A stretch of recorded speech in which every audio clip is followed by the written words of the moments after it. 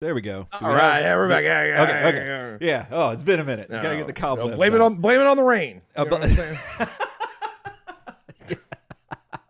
Oh, that got me too good. Oh, welcome one and all to the return of the incomparable Turtle Soup podcast. Man, you're only I was about to say your only source for something, but I'm like, that sounds like a different intro because we have our own intro. The internet. Yeah. Nay, the world's only community-supported podcast, YouTube channel dedicated to the ongoing journey of the Teenage Mutant Ninja Turtles. You may have heard of them from the beginning until old Dad Ryan and my wife both leave me because I can't stop doing my Herman Munster laugh that I'm prepping for. Oh my god! It's gonna drive you all nuts. A dose of it before the show, and it was a lot. Yeah, it's a lot. It's a lot to take in.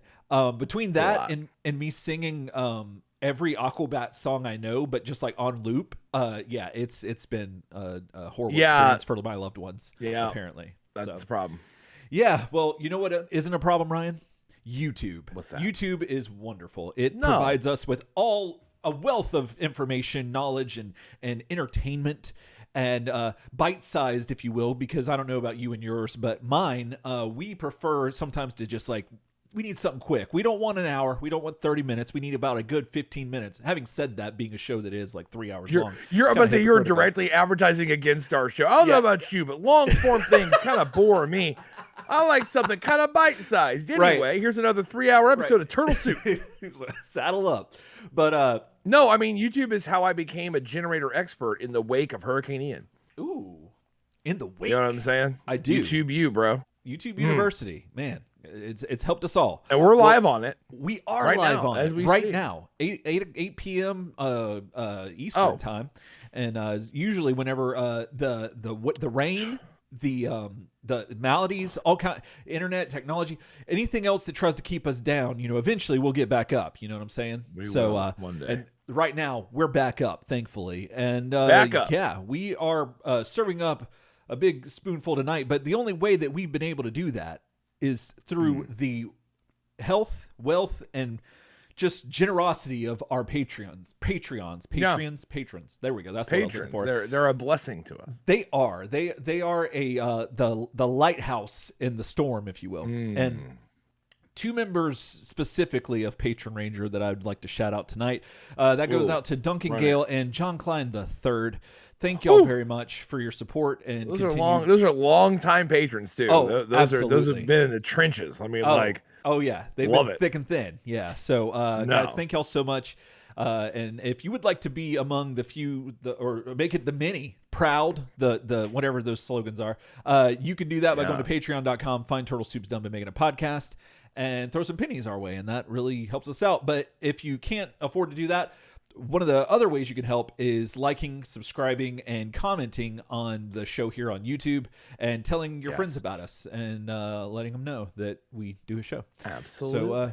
So that's what's up, getting us caught up to where we're at today, currently in the year 2020. But Ryan, where are we at in the journey of the podcast today?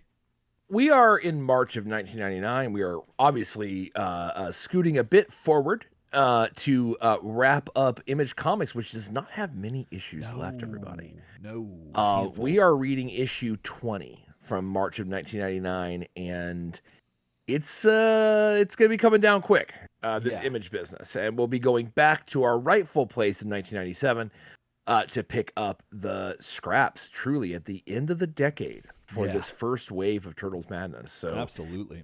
It's there's always that song. It's like, for whom the bell tolls, you know what I mean? And I'm always like, but whom is that? And right now, you know what I mean? It's this first wave of TMNT crazy, because it is coming to a sharp decline and end. But right now, we are in March 1999. We just picked up this hot fired number 20 comic, and we're like, what can Image do? I mean, at this point, is Mikey gonna lose his front tail? You know what I mean? I mean, everyone's been deformed, but Mikey, you know what I'm saying? Like, what's gonna happen? And we don't know, so we gotta see. There's a lot. There's a lot we don't know, and like you were mentioning earlier, how where there's the scraps of the late 90s. We're gonna be covering these things momentarily. So I believe we've got. I think this is all of them. So Yeah, it's and speaking of front tail, I don't know how well this will show up on the thing, but check out your your voice splitter right there. The whole 8 just right there. But yeah, so goodness, I'm excited. I'm do what? I heard about an orgy and came as quick as I could. We're going to talk about Splinter's sexcapades tonight because he gets into some precarious there's some business going on. But absolutely. But speaking of business, man, it's been a while, man. So you doing well? How's it going? Yeah, just for everybody who's listening, and we got a lot of kind of well wishes online about this as well, and really appreciate that. We are totally fine after Hurricane Ian. The Tampa Bay area and Central Florida area where Father Preston and Eric live, we were blessedly spared the worst of the hurricane thanks to a late southeasterly track that unfortunately brought it into landfall with Fort Myers, which is probably close to 100 miles or so south of us. We still had the effects. I was without power for 4 days. I know, Eric, you were without the internet for about that long. But overall, we were very lucky. And so once again, we appreciate that a lot because get a lot of messages online about that and stuff, and really appreciate your concern and stuff. If you are looking to help anyone, I know that the Red Cross and other charities are accepting donations to help the people of Fort Myers, and they desperately need it because unless you've been under a rock, you've probably seen some of the before and after satellite photos and helicopter photos of how that looks down there. And I could tell you, after Charlie hit in 2005, Punta Gorda was basically wiped off the map.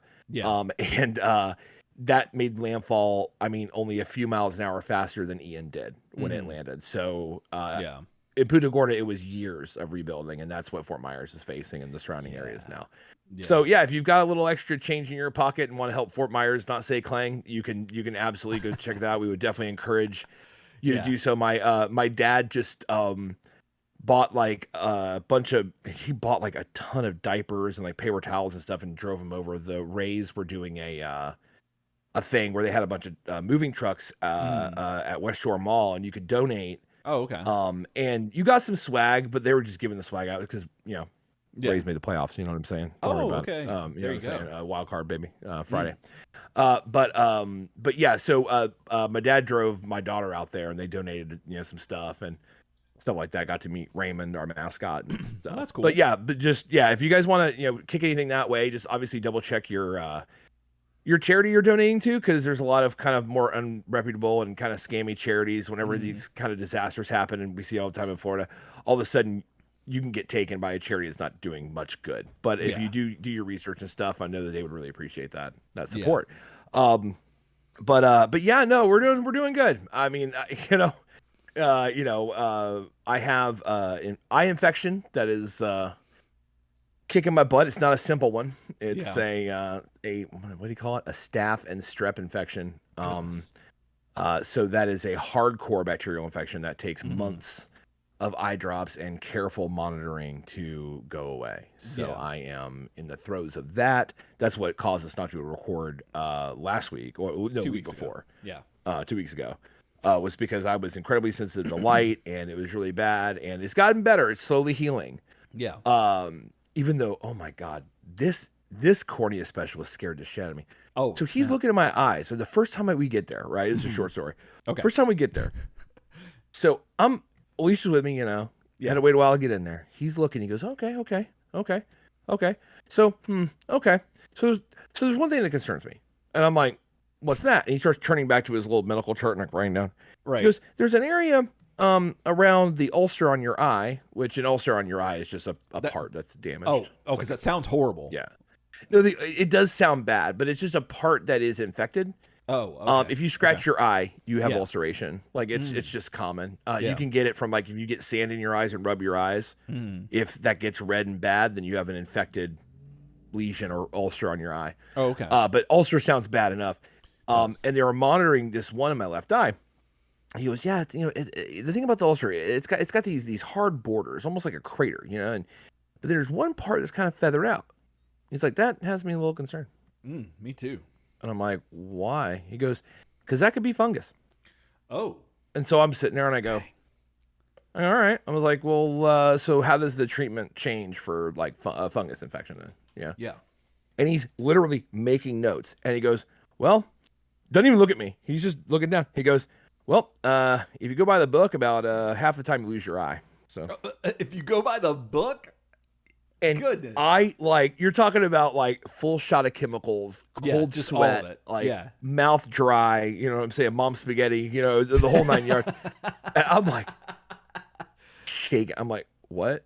And then he turns around and he goes, but you know, so I'm going to keep that in the back of my mind. I'm going to check the cultures. I had to have eye cultures, which is a great experience. Goodness. And he was like, I'll be checking it. And no, but I haven't lost an eye to fungus in 20 years at least. Maybe longer. And I'm sitting there like, right. Okay. And we talked a lot about it. I was like, look, I'm going to take everything you say home and I'm going to like put it in the percolator, catastrophize over it. I was like, so like, and he goes, I wouldn't be concerned. You're young. You're in good health. You know, no problems. You know, it's very small. If it's there, we caught it early. And give me all this supportive shit. And I'm like, then why'd you start off with the lose your eye shit? Yeah, no. Why'd you start off with that? So like, I bottled up. I kept myself real good. And then I get outside the eye doctor and I lose my shit. Yeah. I like can't breathe. I'm like, whatever. And I'm trying to, it feels like a nightmare. Because someone just told you like, oh, half the time you lose your eye. I'm like, for what? Right. You know what I mean? Yeah. Like, yeah. It's like you get in a car accident and like a steering column hits you. You're like, okay, like that maybe I lose my eye. You play with a gun that like you lose your eye, you shoot your eye. Sure. Out. Yeah, of course. Yeah, no, shoot your eye out. There's all kind of situations, you know, like Raphael's, ocular mix up. You know what I mean? Like we've seen it. But I'm kind of like, man, really? But just living. And then of course, and it's just 50-50. Goodness. So Alicia was really nice, like and calming me down. And then she looked it up and was like, yeah, like the times you lose your eye from that is if like you don't get it checked out, if it's really bad, if it's like taking like hold of your eye. She's like, that's not your case. Right. And then going back to him again, I was so scared. Yeah. He's like, oh no. Fungus didn't come out of the culture. You're good. Oh, yeah. And I'm like, oh my God. So goodness. Really good doctor. Yeah. He's really cool guy. Still, just the I like being, it's if you got a situation, but so I see him again tomorrow, and he said that maybe I can lessen the frequency on my antibiotic eye drops. I'm on 2 of them, and I have to take them every hour. Goodness. Which means I have to do them every 30 minutes, back and forth. Right, so right. Every 30 minutes, I have to do an eye drop, goodness. It's annoying. Right. So if you see me do any eye drops on the show, like I've told myself I can miss a couple. Yeah. I can miss a couple eye drops here. It's because it could be months that I'm gonna be dealing with this. Yeah. But that's kind of been all this up with me. That the hurricane, all that crap, it just all coalesced, and every single time I'm like, we're just not gonna podcast again. Oh yeah. It's like now we're just not gonna podcast again. It's like you can't, Yeah. But that's been me. How about you, man? Oh man, I've just been, thankfully, like you said, the hurricane didn't get us a lot about it. Like it didn't really get us too much, but I found myself like being up. Thankfully, I have a screen door, and I don't think I could ever live without a screen door anymore. Like I don't think whatever house I move into or wherever I end up, I'm gonna need a glass like screen door. I'm so accustomed to it. But like middle of the night, power goes out. I'm like, okay, so I ain't doing anything, and so I just like start looking outside because for some reason like there's enough like pollution or something that's like you've got lines right in front of your house, so like that's smart to look outside and be like, are there lines dancing on the ground out there? Right, like exactly. That'd be good to know. Oh yeah. Well, and I'm just like sitting there and it's been like 45 minutes and I'm just watching the wind blow. You know what I mean? Like it's one of those fascinating things.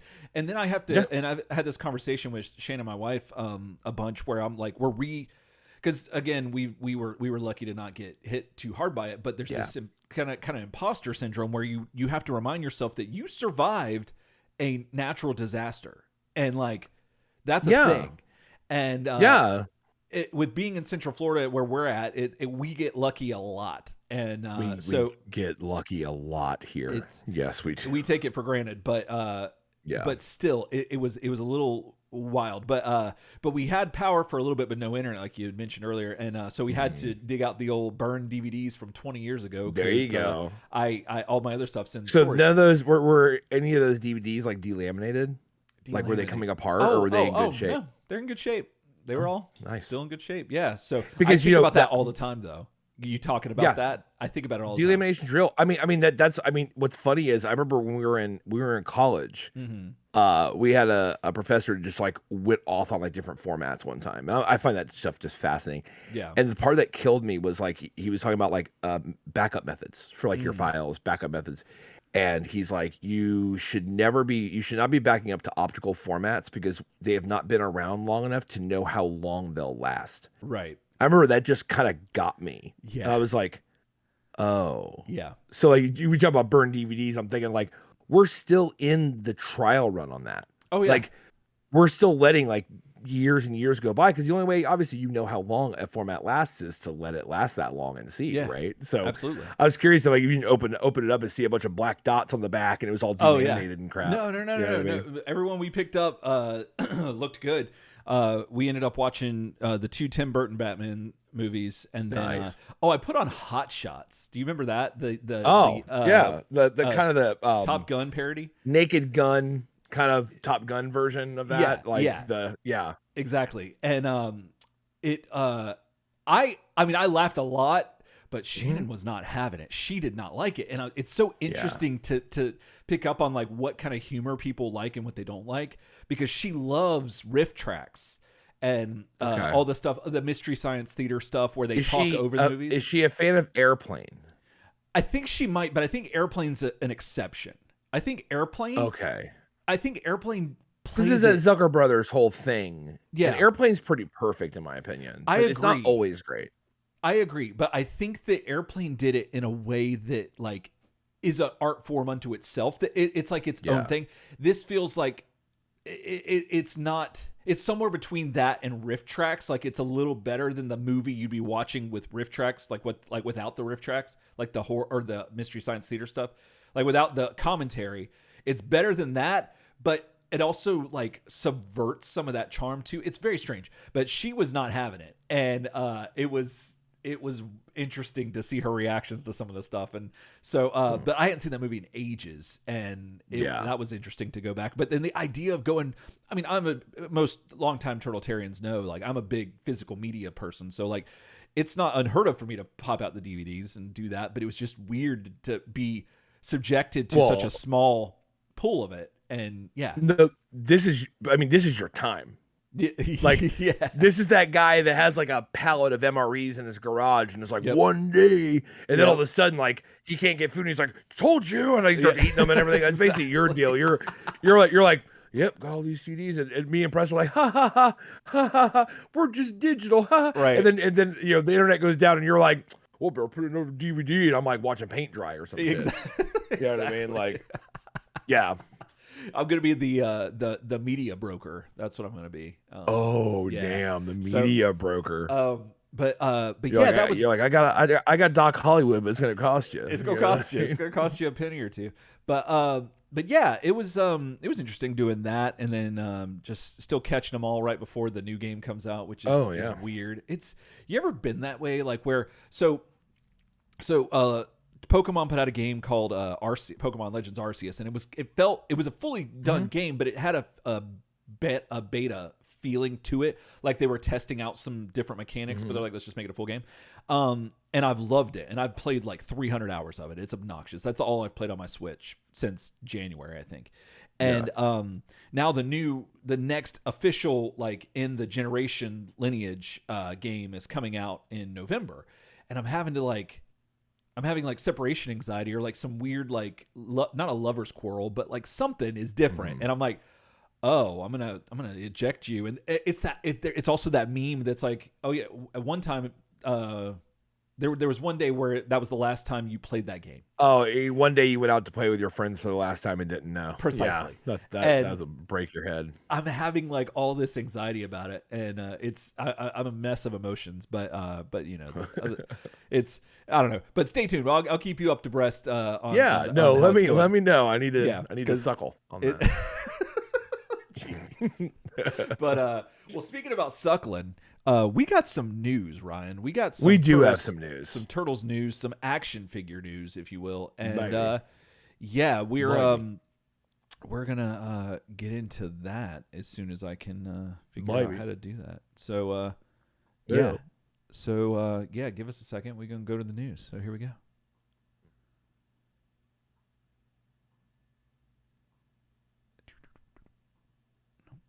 Oh, that's it. News. We got news. Oh, hello and welcome to Turtle Soup News. So there is all kind of stuff going on. We're gonna tackle like a baby bit of it. You know what I'm saying? And kind of what we have the most kind of solid stuff for. But obviously, we'll be coming back with a lot more that's going on this weekend and stuff like that, breaking that down later in the week. Absolutely. The first thing I think we're going to talk about is a NECA reveal. Now this is in that Universal life, and we were kind of like, we had speculated, and I called this, by the way. Okay. If you go back and check the tape, we talked about Casey, different people. I had Casey or Shredder picked out for Phantom of the Opera, but I think I settled more on Casey because the mask. It makes more sense. You know what I mean? The man behind the mask. Absolutely. And that is what we got. Yes. So as part of NECA's 31 Night of Frights, they revealed the next figure in the TMNT Universal Monsters line, and it is Casey Arnold Jones as the Phantom of the Opera. And they're kind of doing the thing where they continue to kind of tease it. So we're getting kind of like an image a day situation going on. But what we have looks pretty dope. Whether it's the Opera House or the streets of New York, our next tease is sure to bring his game face. There you go. Big fan. Yeah. Yeah, that's nice.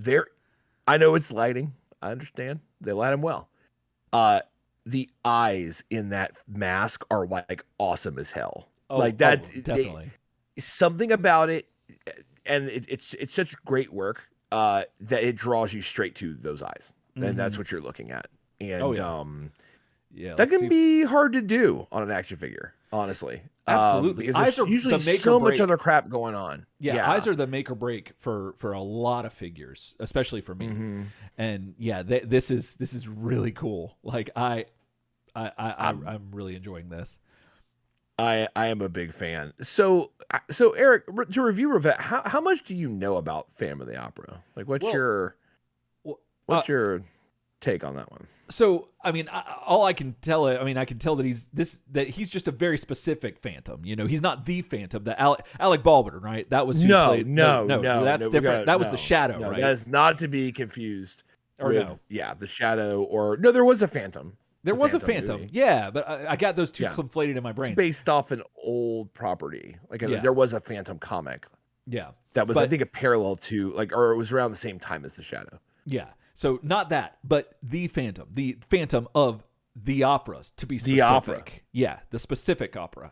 And he's got a mask and cape. That's about all I know. And his stories, the stories of him, like this like whole thing. I don't really actually know the original story, but I do know that it's permeated our zeitgeist so much that it's in almost every serialized fiction. Dark story. It's a pretty dark story.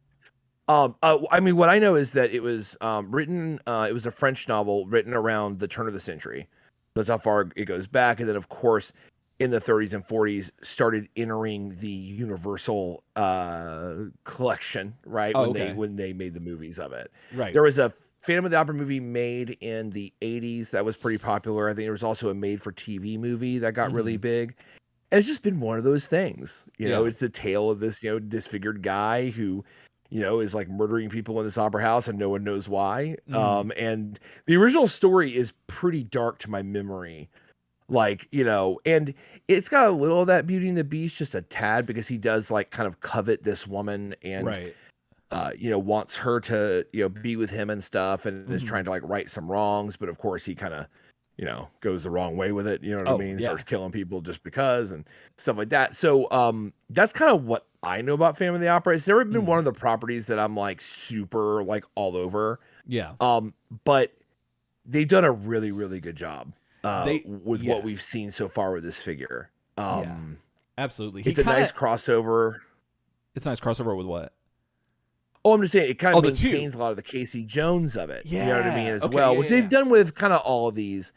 But it's funny because he's got the kind of the goalie mitt and the hockey stick, which is a little different than what we've seen out of the other Universal crossovers. Whereas yes, they maintain, maybe a weapon that looks like they're a weapon, and they kind of maintain, but they're really like almost hyper, in some cases like with Leo as Igor, like deformed, like looking, right? Yeah. Like to meet what you get.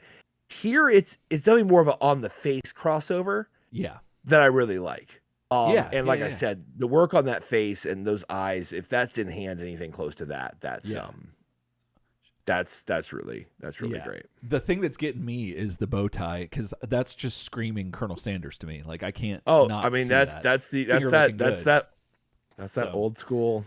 I forgot what they call that. There's a name for that tie. For that tie, I remember. It's the tie. Yes. It's the bow tie, but with the really long parts to it. Yeah, it's like it came from Europe, but it became a Southern thing, which is how the Colonel got mixed up in it and everything like that. Mixed up. You know what I mean? But it was, I believe, it was originally originally it was a French tie kind of thing. Yeah, very interesting. Yeah, I like the look of it, and I'm excited to see a lot more of it.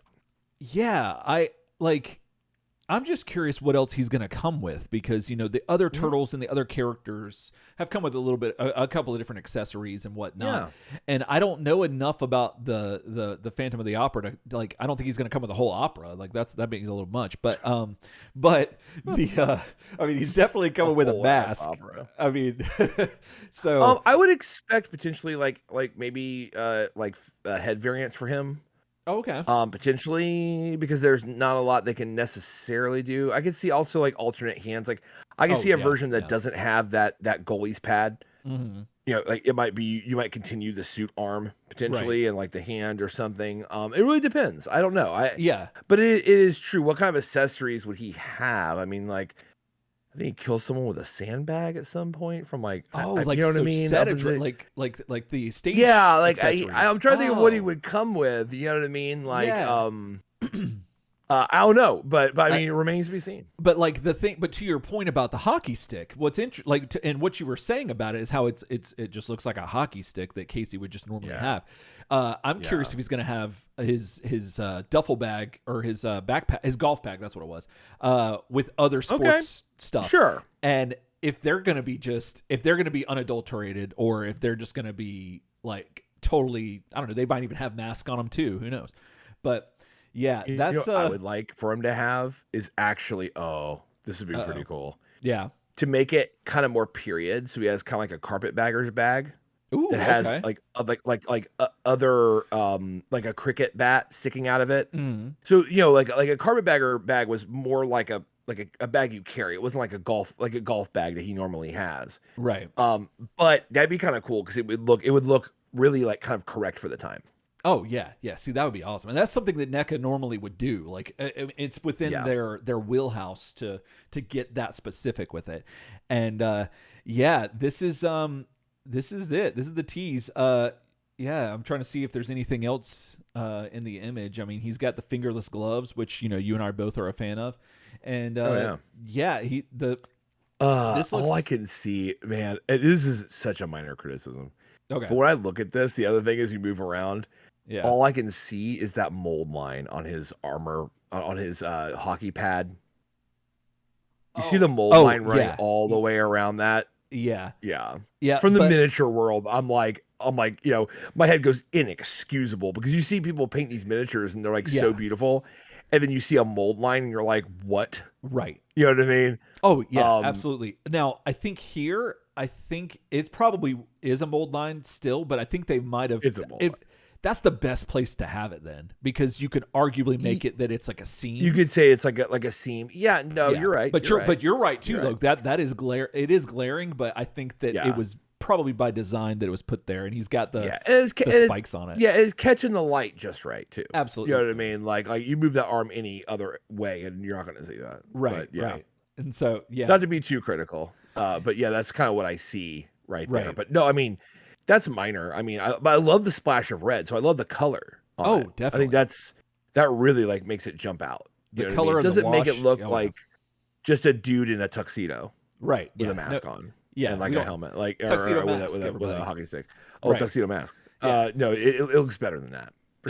It does. And so I'm really excited. I think that New York Comic-Con is happening this weekend, so I imagine that they're going to have more information about Casey and like more pictures and all this other stuff. They'll probably do one of the stop motion commercials that they've been doing for a lot of their stuff recently, and so that's gonna be really neat. But you know, what do you think about this? Are you really interested in this? Are you collecting this line as a whole, or are you just doing the Turtles and Splinter? Like, what's your deal with it? And more importantly, what is the next one they're going to do? Are they going to keep it going? Is Shredder the last one that they could potentially do? Because we did find out a while back through an interview, I forget who did it, but Judith Hogue did mention that this is movie, like TMNT movie based crossover with Universal Monsters. So given that fact, that leaves really, well, I guess you have Casey and then you have Dan, or not Casey, Shredder and Dan. As far as the human characters that have been, just characters, I guess, in general from the first movie that haven't been turned into Universal Monsters yet. So if they do a Dan, that's going to be nuts. Like, I don't even know where to begin with Dan, like what they would do with him. But what would they do with him? I know, like where, because Shredder, like what, I don't know. Do you, real quick, do you have like any other thoughts on what Shredder could be? Like what they could do with him? Because they could do a werewolf. Potentially because of the claws and stuff that could probably work, but then there's also Dracula. They haven't done a Dracula, and he has the cape, so there's that. But Dracula would be nice. I could see that. As far as it's just Dan now, I'm really at a loss. Like, because you got like Creature from the Black Lagoon, you know, but like that's not like that just feels kind of weird because typically you. If it's a human character, I think you want them based on a character that looked mostly human. Right? Yeah. Like with the Turtles, you can do it the other way around a little bit, right? Because you're making them look more human, right? Just by nature. Mm-hmm. But I feel like you like, how is Danny gonna be the Creature from the Black Lagoon and still look like Danny? Right. Like that's weird. It is weird. Like, you could be Dracula and still look like you. Yeah, you could. Do you know what I mean? Because like all you gotta do is don't get a lot of sun and then act weird. And you're already Dracula to start with. You're already Dracula. You're halfway there. You know, if you're already the Good Times vampire, then you're good to go. Exactly. So I'd be interested to see, but Dracula Shredder, I could see that. Yeah, I could see that too. Well, let us know. Email us Turtle Super Show. Comment below, and we'll keep you up to breast as more developments come from NECA. But speaking of more developments, something else has been developing. They're words. Yeah. Like NECA. All those words. I know. NECA is not only are they so here they've partnered with Universal Monsters, but that's they're not monogamous. Ain't done yet. No, they're not done yet. They are spreading their love, and they have partnered up with none other than Sam Walton. I think that was his last name. Sam's Choice, if you will. Great Value. Walmart themselves for something new. So let's see what we got here. Oh, yeah, that's just a really zoomed in image. Right? That's really zoomed in. Let me zoom out. So, yeah, they have this thing, and it's called Auto T, and it's powered by NECA. And, let's see if I can get the whole thing. There we go. Digital and physical collectibles, keep, sell, or trade. And this is the thing. This is something new on the horizon, and we're going to talk all about it. So, like I said, NECA's partnered with Walmart for what appears to be a venture into the land of NFTs and digital collectibles with their Auto T program, which I don't like the name of that to begin with. Auto T. I hate the name of that. Yeah, I hate the logo for that. Yeah. Auto T, that could be literally, you could find that in like a health food store. I beg, sure. Sure. What's that do? I just keep thinking of like automobile, like auto, transportation. But I will say I do like how covert the Sharpie is at the bottom of it. Like I didn't realize that was a Sharpie, and that's there. So that if that was a snake, it was gonna get me. But so I do like that. Other than that, I'm not a big fan. But nevertheless, they sent out a press release regarding all of this information in the program and how it works. And they included a comic strip because, like most crypto and NFT stuff, all of this stuff is very confusing, especially to people our age, people that are 40, 50, 60, somewhere in there. Speak for yourself. I totally understand that. Oh, well, Ryan might. But for most of the rest of the world, we're like, what? So they included a cartoon, which I respond very well to cartoons. So let's see. Okay. So let's check this out. So it says, here, I'm going to just take it bit by bit. So this is a step-by-step. The Vault Boy thing. Got it. Okay. So this is a step-by-step thing. So they show an image. Again, this is a comic strip, and it says, visit the NECA section. So you go to Walmart, and you visit the physical section in your Walmarts. And they got a bunch of different things on the shelf, which is depending on your Walmart. Some of them have them, some of them don't. And you purchase your favorite digital or physical collectible. And then visit our website and enter the code from your receipt to activate your collectible. After you add the collectible to your smart wallet, you can then choose the following. And here we go. The top option. Have the goods shipped to you at no cost and enjoy your collection. Or you can store the goods in our secure vault. And then you can keep, sell, or trade. And the cartoon character has this like Calvin and Hobbes kind of thing where he's probably pissing on you below the image because he's got that look like, yeah, I'm screwing you. Well, I got they complete the Vault Boy thing with having an actual vault in the comic strip. That's important. Oh, yeah, absolutely. Oh, yeah, right there. I mean, it's like, okay. Yeah, in case you didn't get it, we're spelling it out for you. Yeah. We're drawing it for you.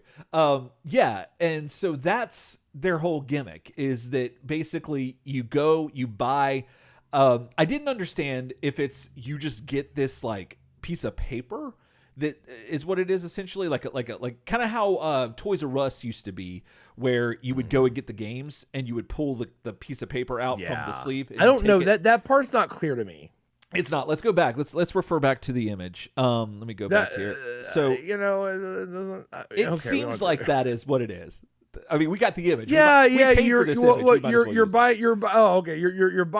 grabbing hang tags. Yeah, and you're buying those for physical or digital. Yeah, collectibles. So they're not going to have toys in the store. Yeah. And then you bring them back, and either you like order your like physical thing, right? Like you go back and they're like, okay, ship me the thing, right? So I guess that keeps Walmart from having to stock like physical toys, I guess, and physical collectibles. Yeah. That's a thing. Like it's kind of like a really long way to buy them online, but sure. Yeah, exactly. And so I'm buy it online with more steps. Right. It seems very convoluted, and it's I'm trying to read what else it says in here. It says, full details on package and on autotvault.com. Autotvault.com. So So it seems like, okay, so if you take the physical part's weird. The physical part kind of feels like, you're going, you're doing order it online with extra steps, and you have to go into a Walmart, which I mean, that's something I don't typically like to do. And right. And then you gotta like buy a hang tag. You don't get that immediate like rush of like, oh man, I got this thing, I'm gonna bring it home and open it. You're like, no, I gotta wait. Now you get shipped to you free, so I guess like you're kind of, I guess, for going in there and paying like sales tax and like having to deal with Walmart, I guess you get free shipping, which sounds like it'd be kind of a wash, except a lot of it's your time. But if you take the physical out of it and it's just NFTs and stuff, then sure. Because I guess Yeah, it would wind up being verified two ways: by your purchase at the physical store, and then you'd also verify it on this vault, Right. which would be a blockchain like verification of your ownership. Yeah. And I think they said that shipments over a certain amount, like 30 or 50, somewhere in there, are free shipping to you. And it's just, I don't know, something about this just seems very, it's like what they want you to do is the bottom part. They want you to keep, sell, and trade like digitally. But I'm wondering what the end game with this is. Like, why, like, how are they getting, I don't know. The thing that this reminds me of, and we're going to talk about the physical things because this is Turtles related, because they do have some Turtles product. But this very much so reminds me of Hasbro's recent venture into the starting lineup figures. I don't know if you've seen them yet, but they look really cool. And they started with NBA, and I was like, okay, so this is like a, you know, about a Marvel Legends, which are right now about $26, which is about $6 more than you should be paying for them. But still, that's still, I guess, reasonable. Well, they come out and they have NFTs with them and all this stuff, and it ends up being, I think, like $50, and I'm like, yeah, I'm not doing that. And and I think a lot of people now, the mailman, now Karl Malone comes out, the mailman, they start doing the mailman. I might have to do that. That's understandable. Small price to pay, but everyone else, I'm like, yeah, no. So, but it seems very similar with that. However, I believe that these have are going to be around $40, if I'm not mistaken, for the NECA TMNT figures that are involved with it. And it's funny because this stuff comes out, like the starting lineup stuff just happened a couple of weeks ago. And then this comes out right whenever all the news is talking about how NFTs and all that stuff is tanked, like 97% or something like that, just recently. So no, because everyone got in on it. Like it. Go ahead. I'm sorry. No. Yeah. I mean, it seemed like a thing that people were jumping on the bandwagon, and then everyone started exploiting it, and then it stopped losing its luster, like what made it cool or what made it viable. What made it exclusive, right? Because like if any of our audience like don't really get NFTs or whatever, they're not super hard to get. Like, I think that a lot of times people make a big thing out of it. Like they go like, NFTs are so confusing and stuff like that. And I feel like, and I'm not trying to mock you, because I mean, they can be, right? But I think that there's an error around them where like, I hate it when people I hate it when people surrounding something make it this big mystifying thing so that like other people that just hear about it go, oh, it's confusing, I won't look into it. Yeah. Do you know what I mean? Like it almost like dissuades knowledge. It almost like promotes ignorance. And that just like kind of annoys me. Yeah. I was promoting just pretending to not know a lot about it, but yeah. No, I understand. Yeah, okay. But yeah, we're saying the same thing. Yeah. The thing is, that like NFTs, non-fungible tokens. I mean, they're basically like, the best way I've heard it explained is like they're like artwork, right?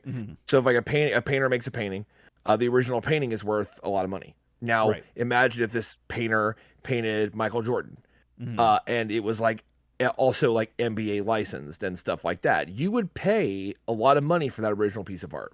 Yeah. The issue is that if you own this art, so at your house, you've got this badass MJ painting that's got a NBA seal of authenticity, and hell, Michael Jordan signed the shit. You know what I mean? That's great. But your common person doesn't really have a way to like sell or gauge interest in that item, right? Yeah. Like you've got to like go around the hoity-toity art scene and like, or try to put it up at auction somewhere, and you have no idea what it's worth, or have someone appraise it or something, right? Right. So that's kind of an end run like thing. You bought this non-fungible thing. It's a thing that's only happened one time, this original artwork, and you've got it, but it's a dead end. So the idea with NFTs is because they're digital and they're all verified and stuff like that. They wind up becoming like artwork like that. Then I've also heard it explained, it winds up working a little bit like the stock market. So if like I bought stock in like NECA, right? Yeah. Like that stock is nowhere. Like, yes, like I could get stock bonds, literally, like you can get your shares like printed out and like little, like you get your little, each one's worth a little certificate or some dumb shit. But at the end of the day, they're just paper anyway, right? Like you own this thing, but itself has no value except for what people value it at. Right. Right. Yes. NFTs are a lot like that too. and there's been a big craze. Everyone's jumping on these NFTs, and it's frankly like financially ruinous in my opinion. Like, you know, I think they're a gimmick. I think that the truth is this: there will be money in NFTs, but it will only be with people that own NFTs that are incredibly rare and expensive. Yeah. Just like how artwork is owned by people who are ultra rich, and the people that own like real artwork that's worth a lot of money are in rarefied air far away from the common person. And no one will ever own a Monet and be like, yeah, man, I'm just like Jeff Bezos. I got original art. No, you don't. Yeah. Right. Yeah, no. Like that's a thing. It's out of your reach, and it always will be. Yeah. And I think the true money that stays in NFTs will be the same way. They'll be traded around by rich people, and you won't have a piece of it. This feels a lot in what they're doing with this. And look, I always like innovation. I think that trying something new is always cool.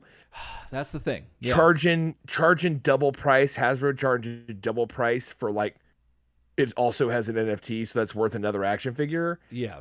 Is a little like trying to get you to buy two things. You know what I mean? Yeah. And we see it in 2-packs. NECA, I mean, hell, I just picked up Ground Chuck and Dirtbag the other day during the hurricane. Yeah. I forgot about that. I went to Target and I was like, you son of a... And I went to Target because I was so mad. And then they had Ground Chuck. And something about it, Dirtbag just looked at me through that box. And I was like... He will. Then I realized, I was like, you know what? I think I'm going to get into collecting just villains. Oh, yeah. I'm just gonna get the Rogues Gallery, right? That's awesome. So anyway, so a 2-pack, guess what? It's the cost of 2 figures, man. Don't worry about it. Like, you're not getting some deal. But the truth is, like, you want them both, and it's a 2-pack, and it's great, right? Yeah. That's the same thing here, but it feels to me a lot like the comics bubble. Yeah, like, it does. I agree. Do you know what I mean? Yeah. Like, how much is that MT you're paying $20-something worth going to be in that Hasbro starting up? I don't know. Yeah. But probably not worth a lot. And if it gets abandoned, then it's worth nothing. Like, exactly. So, I don't know. Anyways, that's just my. But I agree with you though. 2-cent / explanation of NFTs for people that don't know what they are. It's like fine digital artwork that everyone thinks they're going to own the Monet. Well, and it's like a lottery ticket, just like crypto. It's the same thing. Well, I like what you said about innovation. I love innovation, but the same thing with anything new. It's always scary and it's always like a little uncertain. But you know, we may never own Monets, but we have a chance to own a Rene from this program. And this program is offering up, and this is, I got to give them credit. This is how you do this. Is you give them variants. And give them variants. We've got the blue version of Rene, which I believe was, I'm going to get flack for this. I think it's issue 6 or 7. I could be wrong. Yeah. The Cerebus issue. I believe that's the outfit she has on on the cover, that it's blue. It's not the red one that NECA just put out. Yeah. But there's this one, and everything else is the same from what I can tell. I like her in blue. It does feel more original. It looks great. She looks great in blue. Yeah. And then Lord Simultaneous up there, you know, just you gotta love him. Oh yeah. That head. And so, but if the Monet and the Rene are not your thing, you can go to the black and white. You just get rid of the color. And you can go to some black and white Mirage style characters here. We got a foot soldier and just glorious black and white. Goodness, these things look so good. And and then they have a man you might know as the Shredder, Oroku Saki, if you will. And I really like that work. It's so good. It looks fantastic. That's really good. Gosh, I have the original NECA black and white Turtles figures, and they're fantastic. And so this is really bugging me because I kind of want these really bad, but I also don't want to go all the other stuff. You don't want to go to Walmart and go get the thing and then go back and then have it shipped for free and then go through all that process. I don't want to do that, but I will commend them for doing color variants that instead of being like, well, here's like, you know, this very pivotal character that everyone's going to want. Sure. No, you're right. No, we talked about have money one thing and this is the right way to do it. That's the right way to do it. So, I mean, I got to applaud them for innovation and trying something new, which is really cool because action figure collecting is it's a weird thing. Like, you kids, it used to be the only game in town, but then video games came in and said, we are the thing in town. And then it's a whole thing. So, you got to do something. And so I applaud him for that. And I don't know. I don't like paying more money for things, but maybe that's just no, because they're, yeah.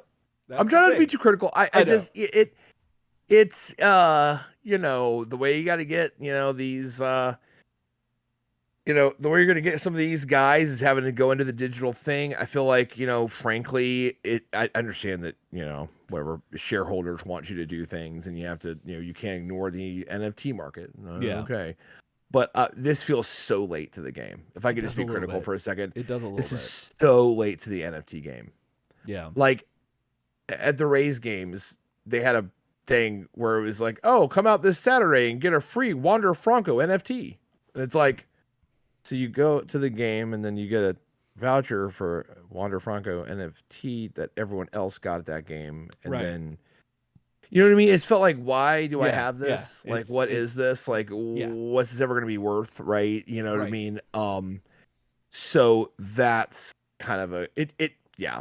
So it just feels like really late. It feels like your grandpa just rolled up and was like, I just got an opportunity to buy an NFT. And you're like, oh, damn it. You know what I mean? Like that was a long time ago, bro. Like, the money's out of it. You know what I'm saying? Like all the rich people made their money off it. But it'll be interesting to see. It's just, it's hard for me to imagine this will be very successful. Yeah. I don't know. Like a short story is also, speaking of the Rays, is the Rays have a promotion that my wife and I love to make fun of because it's so complicated. Yeah. Now you ready for this? I'm ready for this. Yeah. So you're a loyal Tampa Bay Rays fan. Okay. And you want to take advantage of all these deals, right? All these promotions they have if the Rays score this many runs or do whatever. Right. So there is a thing. If the Rays pitching gets 10 or more strikeouts in a game, which can happen with the Rays, our pitching is pretty good. Yeah. Take your ticket from the game or a printout voucher to a furniture store where you can exchange that for a coupon for one soft taco at Tijuana Flats. What? Now that's amazing. Really? Now, how inconvenient is that? That's so you just happen to be like, and, by the way, it has to be a home game, and so that's only half the games of the year, and you have to have gone to the goddamn game. Like, so you're talking about you've already spent like 60 something bucks minimum, maybe $45 minimum to go to a baseball game. We get 10 strikeouts. So you go, cool. I'm going to go to this furniture store, show them proof I was at the game, get handed a little piece of paper. And I get to go to all the way over to Tijuana Flats to get and small taco. Right.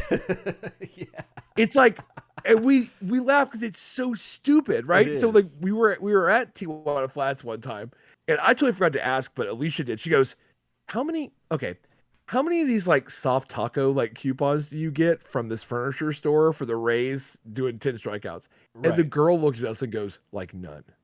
And I'm like, yeah, you can't. Yeah. Who would do that? Nobody. Yeah, that's absurd. Like, do you know what I mean? So this feels like the same thing, and pardon the baseball digression, but this feels like the same thing where it's like, it felt like I almost hear the Rays announcers going, oh, if NECA puts out this figure, go straight to Walmart, grab the hang tag, give it to the lady, pay real money for it, then go home. Go on autottrader.com, which looks like autotrader.com. I don't know, or whatever that website's called. And then go to Auto Trader. I'm just gonna call it Auto Trader.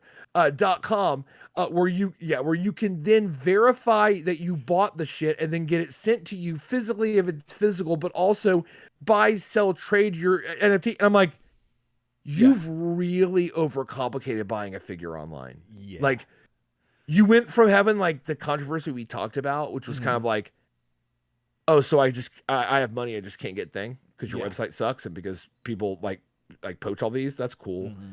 And then it's like, no, they fixed it. Cool. Right. Then you're like, more complicated. Cool.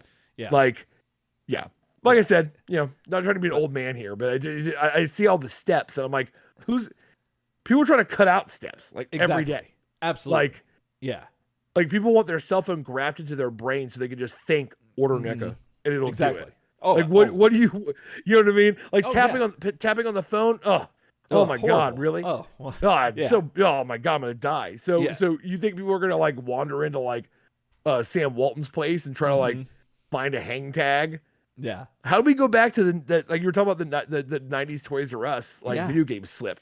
How do we go back to that? Circle. It's all coming back. It's all full circle. Goodness. All full circle. Well, all coming back to me now. Yeah, just like Celine. Are y'all going to be like Celine? Y'all going to come back to Walmart? Y'all going to be buying those tags? We want to know. Let us know want more in the birds? Comments. You want email us turtlesoupshow@gmail.com. Let us know if you're into this or if you got any thoughts or whatever the case may be on this. Let us know. And if you do this, because I'm still on the fence. I'm not sure how we're going to work this. We might better for the show just to have the reconnaissance, if you will. Yeah. But yeah, let us know, turtlesoupshow@gmail.com, and we'll again keep you up to breast on all the things that are happening in the world of Teenage Mutant Ninja Turtle toys and NECA. So yeah, all right. Well, that's going to do us for the news. So goodness, we got to get a steady segment in there for this because it's the Wild West out here. But all right, well, we'll catch you on the Prime side. Else time. And we're back on the Prime side. Woo. Oh. Man. So yeah. Longest news segment ever. I know. But well, what now? It wasn't terrible. We had a layout on it. You know what I'm saying? Yeah. Noah says that Casey looks dope. That goalie stick and blocker for me 6 to midnight. Oh dang. That's Noah. He played the hockey. You know what I'm saying? He enjoys that shit. Oh, Mitch Fletcher's in the chat. Will you guys cover the Urban Legends issues, specifically the ones that pick up right after their Image series ended? Yeah. So about that, we are going. Our current plan is 2, but you're not going to like this, Mitch. It's going to be in real time. Yeah. So, yeah. It's going to be when it actually came out because we talked about, do we do that? Like, we're already in Image anyway. Do we just like do the Urban Legends and like finish it? And it's like, no, that it really extends out. Because our whole mission the whole time was to be like, what if we were in real time, like Turtles fans reading this stuff, right? And all the rhetoric and context and everything around it, and that's jumping a bit too far for us. Yeah. So we will review it. We will, but it'll be much later. The reason we stuck with Image instead of like stopping at like 96, but right when it got to 97 and doing everything else, it was just for consistency with the story instead of jumping around so much. Because we've done that in the past, and I don't know. We feel like it's probably better to kind of keep it as concise as we can. And and so also that's just what we Image is pretty short. We knew Image was short, and Image is a rare beast a little bit. It's longer than volume 2, right? Oh yeah. But we just happened to have volume 2 time out where things were happening. We were kind of in the months. There wasn't a lot happening in between it. Right. Here we have Next Mutation. We have other things like that. But we decided, hey, Image is pretty iconic, and if we can do it in one run, we can. But yeah, like bending our rule. But we feel like to finish up with Urban Legends, that would break our rule completely. Like it would shatter it. We'd be jumping 20 years in the future. It's like almost too much. A little too much. Can't handle that quantum leap. But yeah. Oh, Eddie Villarreal, I think is how you pronounce that, man. I feel really bad. I can never remember. Can't wait for that Casey, dude. No, Casey's gonna be great. I'm excited about Casey. So really fast about action figures. So your boy Ground Chuck, I was manipulating his right arm to further aim his little bullhorn blaster at myself and scare me with my own toy. And his little shoulder pad popped off. Jeez. And it was a classic glue socket issue. So I have it on my desk right now. I should clear my whole hobby desk off for this. Oh, okay. I'm going to film a short video on the pro way to repair that kind of socket issue. Ooh, that's awesome. And we'll see about getting it on the tubs, and on Facebook and stuff, because it's a little more. You can just pop glue in the joint. You can just do that, and that's fine. Yeah. But in the video, I want to go into how you can just do a few steps to go a little farther and really secure that thing, so that it won't pop off the next time you mess with it or whatever. Okay. You know, and talk a little bit about like how you can do it and like why those breaks happen, because this one right here is a beautiful example of when you put glue on top of paint, and then glue it to another painted thing, right? And how the bond is only as strong as the paint's bond to the model or to the, Right. or to the figure. It's not like there's no like super glue strength because you'll lose. It's like the weakest link situation. Right. The weakest link is the bond of the paint to the model or figure. Sorry, going back and forth. That's the weakest part. So that's why those things pop off. So we're gonna do that. And yeah. So that happened. So I left him. I left him unrepaired. Oh, and goodness. I'm gonna try to film with my phone, and we'll see how it works. Oh, okay, awesome. Yeah, that'll be neat. You know what I mean? Oh, absolutely. Yeah.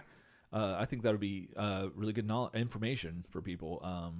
Because that's the one thing I haven't been able to open a lot of my NECA figures for a while, and so I'm really kind of dreading that inevitable. Those little things happening. Yeah. It's not ideal, but still, I mean, hey, there's only so much you can do. But I gotta say really fast, just sorry to interrupt you again. Oh no, you're good. Yeah, those I'm not gonna do almost anything to those figures. Oh, as far as like paint and stuff. The line work is awesome. Mm-hmm. The only thing I'm gonna do, and I might actually just do it on that video because I'll be messing with Ground Chuck anyway. It'll take 3 seconds.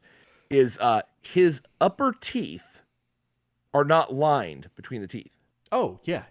Like his bottom row of teeth have black lines between the teeth, so they stand out with contrast. Right. The upper row, for whatever reason, just doesn't have it. So that'll be 2 seconds. Yeah, that's strange. You gonna try to get him? I was trying to see if I had him around, but all I have were this guy and this guy. Nice. So, yeah. So Ground Chuck comes out the box with his mouth closed. Yeah. And I kind of think that's kind of why, because the upper teeth are like hidden. If you close the mouth, they go away. And I think that maybe they were kind of like, most people you just pose it with the mouth shut, right? And I'm like, we're gonna blackline those teeth. We're gonna get those right. Oh yeah, that's one of those early whenever you're just getting into stuff like this, like you want to dip your toe, doing the teeth just a little, just a little, like the little washer, and you can do the lines, and it works wonders, and gives you that boost of confidence that you did something cool, and you're like, oh snap, that's awesome, and it fuels your fire a little bit. Just kind of reminding me how great they are out of hand, like in hand. That NECA stuff, like. It's so good. The black lining is just really good. Yeah. So, really good. Speaking of things that are good, you ready to get into this issue? All things that are good? Yes, definitely. Oh, snap. So. Definitely ready for that. All right. Well, here we go. Whoop. What do you think of this cover, Ryan? Well, first you got to introduce it so you can clip it. Because that's right. Yeah. Goodness. It's been a minute. Y'all. So we're dusting the cobwebs off. Here we go. Teenage Mutant Ninja Turtles issue 20 from what was that? March of 1999. Image Comics. Oh, putting out the goodness. And back. Let's see. How much? $295. And then what is that? Is that looks like it's $470 for Canada. So that's a lot of maple leaves in Canada. Yes. So yeah, this cover is got some interesting stuff going on it, and I like it. Yeah, but I like it. Yeah. Where you at? So you got Leo hopping down from the T-Rex in some kind of museum on top of these Triceratons that look kind of adorable. Like kinda. The only thing about the art is they look like they're having a real fun time at the museum. They do. Like they totally don't do. They look like, you know what it is? I think it's Frank Fosco. He did the pencils here, and the way that the way he draws Sarah in the comic, or Horridus as her name is, that they look like they have like kind of Horridus or Sarah's expression on their face. Ooh, they look like. Do they look kind of like Sarah? They do. They have that. They have a similar. Yeah, they have a similar thing to her, and that could tie into the narrative as well. Yeah, but I think it's kind of funny that like you got Leo coming down, off this thing. It's all black and white. Not black and white, but the high contrast, all the black work. You're like, oh my god. And then the Triceratons in the foreground are like, oh, what's that sound? I don't know, but I'm having fun. That's what the guy in the back. Yeah, it's like the guy in the back's like, I don't know, this is a blast. Yeah. And you're like, all right. They're just enjoying learning. That's what they're doing. They look like goldfish to me, though. Like the they like the do. food. I kind of want to eat them. Yeah, but I will tell you this. I don't like that their horns are the same color as the rest of their flesh, like the rest of their body. Don't like that. That I don't like. Don't like that. It's Is that it's canon? like That's I don't not know. canon. I don't know, but I think that's one of the things that it's making me feel weird. I don't know why. Oh, but yeah. Oh yeah, I get it. Okay. But yeah, no, it's an all right cover. I don't think it jumps off the newsstand to me. There's been some issues that I've been like, if you're not even reading this, you're like, what the hell is this comic? Because the covers have been so stark, and really jumped off the page right here. Also, the last issue we had a somewhat similar cover with an explosion and triceratons popping out of that in the bottom in the foreground and a turtle on top of it. So it feels like it kind of mirrors that other issue a little bit, which I guess if you're reading them side by side, that's kind of cool. Oh yeah, it's like a progression kind of thing. But yeah, I don't know. I'd give it like a average kind of passing grade. Artwork's great, but yeah, triceratons don't look nearly as threatening, and no, which is there's a real difference in the background and foreground art, almost like it was like a collab. Like like almost like Fosco drew the back, and then it's like, who wants to do the foreground? Who wants to do the triceratons? And somebody's like, I'll do it. Yeah, and I was like, all right. It was the person who did all the artwork for the goldfish boxes with the sunglasses on them. They got paid. Dude's like, I've been drawing these goldfish. They want me to step up my game. He's put some sunglasses on them and done. Gets a raise. Like that. Do you think the guy that did all the art and like helped invent goldfish? Do you think that like at his like gigantic mansion estate, in iron wrought letters over the front gate, it says "the snack that smiles back"? Yes, 100%. Has to. Definitely. The snack that smiles back. Goodness. The other thing that I'm surprised you didn't mention that it would get you, that you'd probably be like, you'd probably buy the book and then rip it and like just in half like the Power Team. Is that Promise of the Premise? Wrong Turtle. Wrong Turtle and no. That's an older version of that turtle because he's got both hands. So yeah, no, that's real bad. Yeah, real bad. Actually. Yeah. So, but it's funny because it hit me in waves. Because when I saw the cover, I was like, "Oh, that's Leo. That doesn't happen." Yeah. But I was like, I'll forgive it here because whatever. Because spoiler alert, there is a museum with triceratons in it and a big T-Rex, and there is a shake up there. So like, close enough. That's true. But then Leo with two hands. That's hands. The actual that I forgot about that one. Yeah. You know what I mean? Old two-hand Sam, and that's not what we're dealing with here. So. No, I would rip that thing up. Like, I do want to ask. Yeah. No. I'll buy all of them. Okay, cool. Oh, that's weird. Oh, yeah. Oh, nice. Just in the parking lot, just destroy rip them. But I wonder if it has anything to do with dinosaurs in general and our age group, like, and the T-Rex skeleton specific, like seeing those things. Like if we're predisposed to think that that's cool or like drawn to that. No, I think you are. I think we're not that many years off of Jurassic Park. Yeah. And the T-Rex, and especially the T-Rex in the visitor center at Jurassic Park, still relatively very iconic, I think, in culture at this point. So absolutely. But there is something about that T-Rex, which I think it's pretty badass. It just makes everything kind of better for some reason, oddly enough. It does. But yeah. So okay. Well, you want to run the credits real quick for us? Yeah, not a problem. This book was written by Gary Carlson. You have Frank Fosco on pencils. Mark Heike is doing inks. We have Pat Brosseau back on letters. Eric Larson is the editor. And Josh Eichhorn, unfortunately with my glasses, does not get a credit because there's a lot of stuff. Works a summer job by a deodorant factory testing armpits. Testing armpits. Oh my god. Kind of hard to read. It is, but that's awesome. Josh Eichhorn, who of course is the assistant editor, but Eric Larson keeps finding interesting titles for him. I love that. I love that. Actually, yeah. Oh, I'm sorry. They addressed this at the end of this issue in the letter section. Someone says, "How does Josh Eichhorn find all these jobs?" these weird jobs, and then Gary Carlson, who writes back to the people in the letter section, said Eric Larson has a really good imagination or something. Eric Larson's very creative. Yeah, is what his answer was. Oh, I and of course, your cover was Frank Fosco with inks by Eric Larson and colors by Ruben Rude and iHawk. Yeah. Oh goodness. Speaking of colors, real quick, I don't mean to derail, but we watched what is it? Chasing Amy? Is that what that was? The Kevin Smith movie. Okay. Yeah, and I didn't realize like so my movie experience was different than a lot of people's in the 90s, I think. But because I didn't have cable a lot, I had it like very small parts. Yeah, because you were a movie character that lived in a movie that came out of the screen and some kind of plot, but it never got wrapped up, and that's how you came into being. Absolutely. Yeah, 100%. So experience is like the pure opposite of ours. Yeah. Absolutely.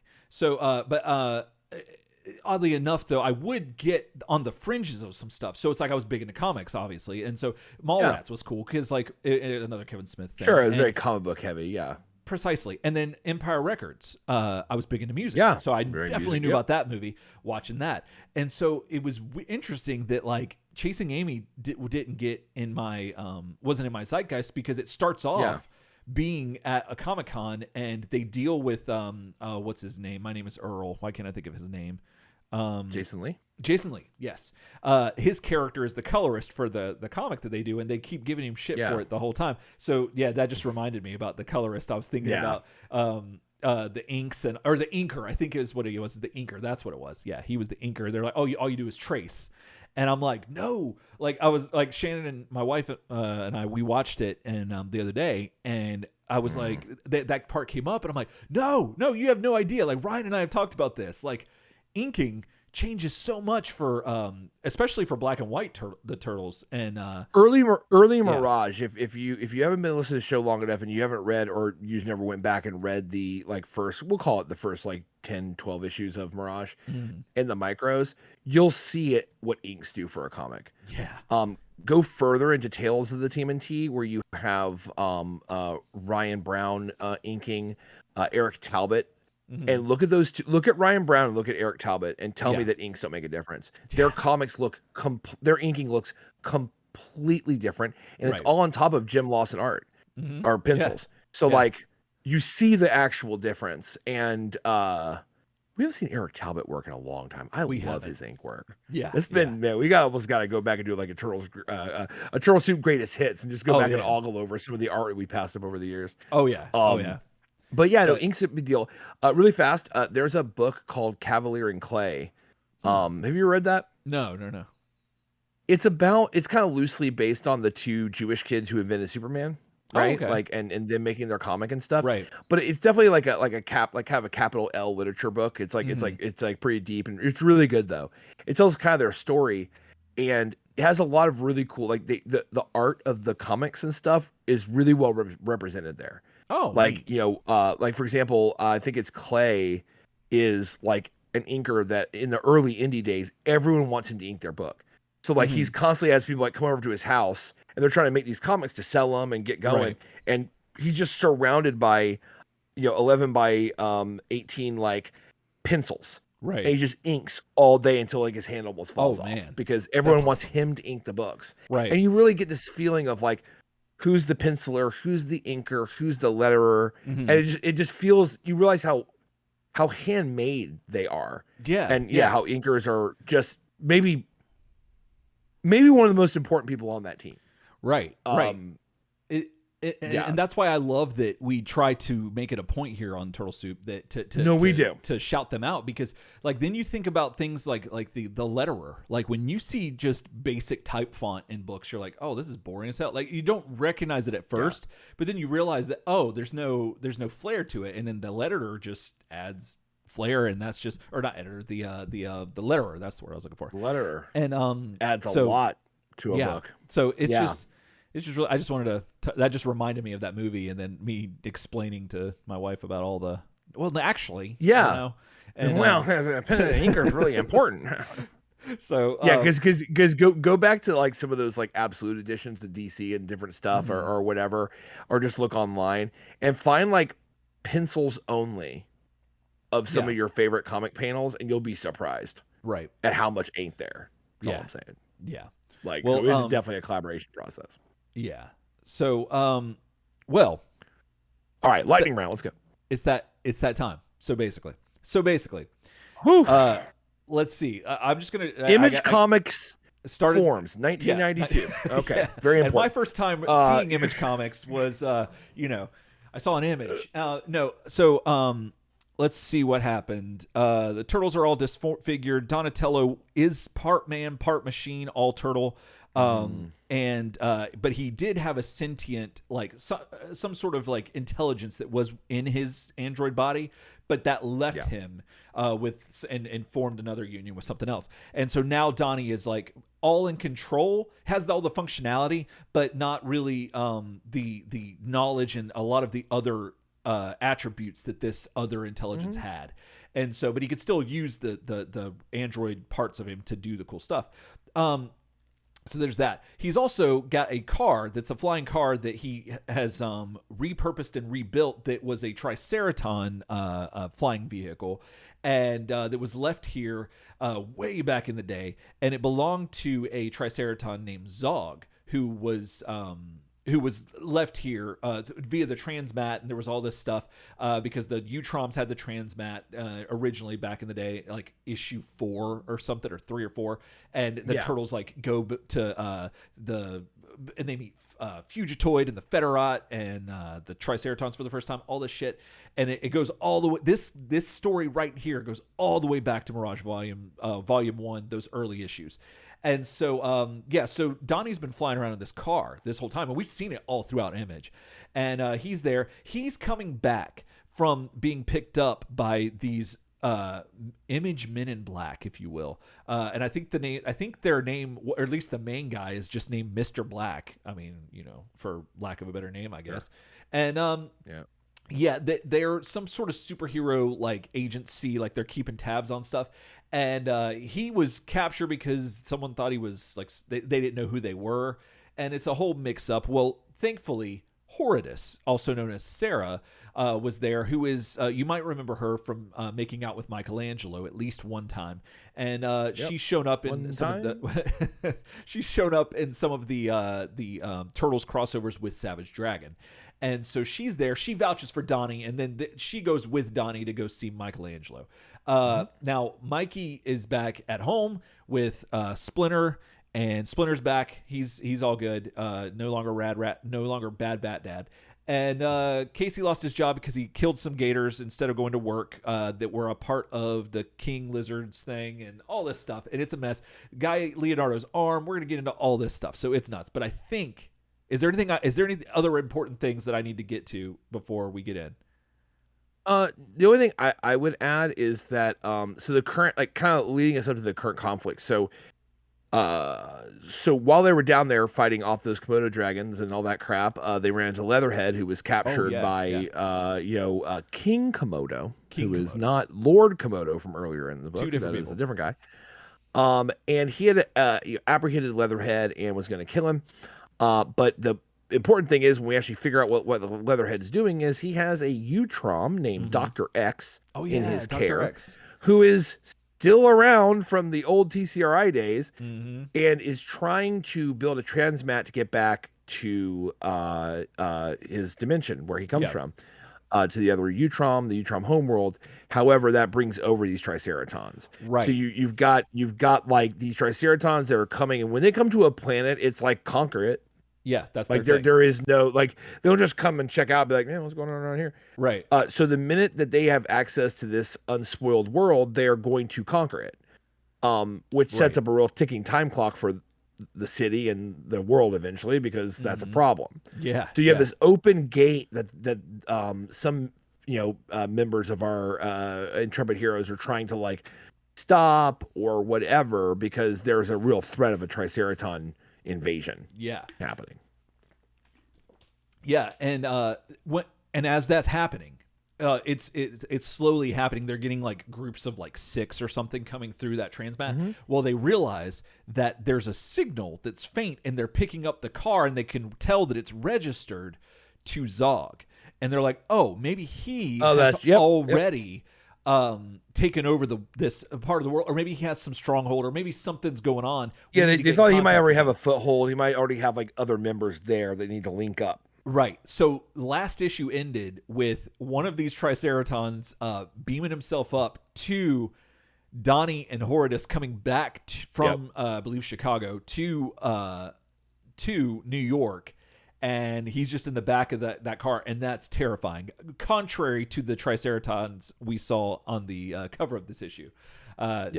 So that's where we pick up. So here we go. This is awesome. Right. I love this. And this opens up, and this is great. Now, this is very 90s humor. I still think it's, I understand that they're trying to be funny, and I get that that's humor, but it's totally dated. But the Triceraton shows up back at Donnie's car, says, "Hey, get your hand off the steerage, what does he say? He just calls it the steerage column. Okay. And raise your hands. Is that the actual term for it? Steerage column? No. I was about to say. I was like a steering column. Yeah, that's what I was thinking. But that's what they call it. I mean, they built it. Potato tomata. You know what I'm saying? So he's like, if you make any attempt at violence, I'll blow the female's brains out. And Donnie just drops, well, good luck finding them. And it's stupid. It's a little bad, but I gotta admit, after that last issue, which we had some things that we really didn't like. Yeah, I saw that and I was like, I get it, man, but like, really, like, you know what I mean? Like, are we coming up on this again? But now there is precedence for it because Horridus does seem a little. She seems like she's a little bit aloof and a little bit not up to Donnie's level. So I can understand him thinking that, but kind of saying it's a little rude. But it was the 90s. So. Especially after they were just like getting cozy in the air car like last issue. Yeah. You know what I mean? Like, I don't know. That's the other thing. So Horridus. Oh wait, what happened? Did I skip a page? I did. So Horridus is still. She was apparently Mikey's girlfriend. At least that's what Mikey thought. But she was getting sweet on Donnie, and it almost seems like she's just like any port in a storm kind of thing. Any and all lawful business. Right. So this Triceraton has no patience, and so he quickly removes Donatello from the air car because he believes that one of his comrades has already been killed by your brother. So he's like, I'm sick of your shit. So tosses him out the thing, and it looks fantastic in black and white. So Donatello again is free falling from the sky. Now this happened way back in the first part of Image. In fact, I think maybe Image. I mean that's how he fell in the sky like a dang rock. Yeah, and then was burned up like old Lisa Brangy, and that's how he got that android body right there. That's how he got it. And so, he's having deja vu completely. And it's really interesting because this time he's a little bit more prepared in the way of the android body that he's got. So he starts trying to figure out like how to get this stuff going. So he pops out some wings, but he's got no jet fuel to get him like going. And so he's like, oh goodness, I got to figure out something because this is gonna I'm gonna miss my opportunity. And then I love this so much, Ryan. I love it so much. He's falling in the last panel. We see you just see his legs, like the bottom of his legs, like he's gonna hit the ground like dead as a doornail. But then just putt. And we got Go-Go Gadget helicopter, and absolutely, So he's not going to be able to catch up to them, but he's at least not going to die. Like he's not going to hit the dirt. So that's front. I'll never catch him with this putt. Yeah, never going to do it. But nevertheless, an alive Donnie, behind Donnie is better than a dead Donnie. So he's just putting there, and I love that it's all in silhouette, and it's just I don't know, I just really enjoyed the art in this, especially this early part right here. So we cut back to the Triceraton and Horridus, and they're having a conversation. She's upset why the Triceraton threw the cute boy from the car. Like, what happened? He thought you were dead, because she thinks that he's just the owner of the car. And so this is an interesting thing. The Triceraton grabs her by the arm and says, you're a pretty one, little sister. I did not think to find your kind on this mud ball. So, to your point about how their skin looks kind of like Horridus's does. No, there might be a family relation. There might be, because we first were introduced to Horridus in the Savage Dragon crossover with the Turtles, and that was in color. So she has an orange skin to her, or a fleshy something to her that's orange, and she shares that with the Triceratons apparently. So she is very there's probably a better word for it, but is it incredulous? Would that be it? Or like she's she harps on the word sister, and she's like, oh, am I your sister? Like, he was probably just turning a phrase, but like she's thinking it's legit. So he's like, more or less in a manner of speaking, we are both Saurons of the master race. And so there's a little more to this. Progenitor race kind of thing. Yeah. He says, I have met others with spikes like yours. We had no idea they had been to this planet. So, yeah, that's kind of interesting. It's like maybe not physical sisters, but there's something there. So I'm pretty excited about that. Like that, I was not expecting to get that, but here we are. And so at this point, he's like, I was not there's a whole gag here, kind of, sort of. No idea that they had already been to this planet, ... before, and the panel flips upside down. Because your boy Donatello had a secret weapon. He wasn't going to catch up to them at their going rate, but he flipped the car upside down because he had the remote control. Remote control, baby. They showed that a while back, previous issues, and flips it. Thankfully, Horridus was already in the seatbelt. She clicked it and ticked it. Yeah. You know what I'm saying? So, and she's just like, "Hey, come back!" Like she's just not realizing, very childlike. So he falls down, just gunning everything, just falling. And so we cut to Horridus, and she is upside down. And this is great panel work, which a longtime Turtletarians know that we love the panels. The Turtles books are rife with like great panel layouts. And so this is indicative of that. She's upside down. She's like, the air car is flying upside down. I can't fix it. I don't know how to drive. Woo! And then she turns back upside down. She's like, oh, that's a lot better. Turns out this is where Donnie lets us know what his what was up his sleeve. So he puts himself in, and he's like, oh, and she calls out the Inspector Gadget gag, which is fantastic. Donnie explains about the hidden the remote control, and and he wants to know what the Triceraton had to say. And she talks about how he knows who I am, where I came from. I have to talk to him to find out more. And so she's like, starts being like, please, like insistent that she needs to do this. So Donnie's like, I don't know, like, because I don't know, the Triceratons, because he knows. Yeah. He knows about the Triceratons and how they're not good people. They're not nice, if you will. No. And or at least the ones we've seen are not. And she persists to say that Dragon said that aliens kidnapped my mother, and this guy knew him. Huh, that figures. So I'm assuming by Dragon she means Savage Dragon. And so we see that we're down here now at what appears to be, and we're told is a museum where there's a massive, which I would argue would probably be a much bigger hole than that, but who's to say? In the ceiling where the Triceraton fell to his end, and presumably.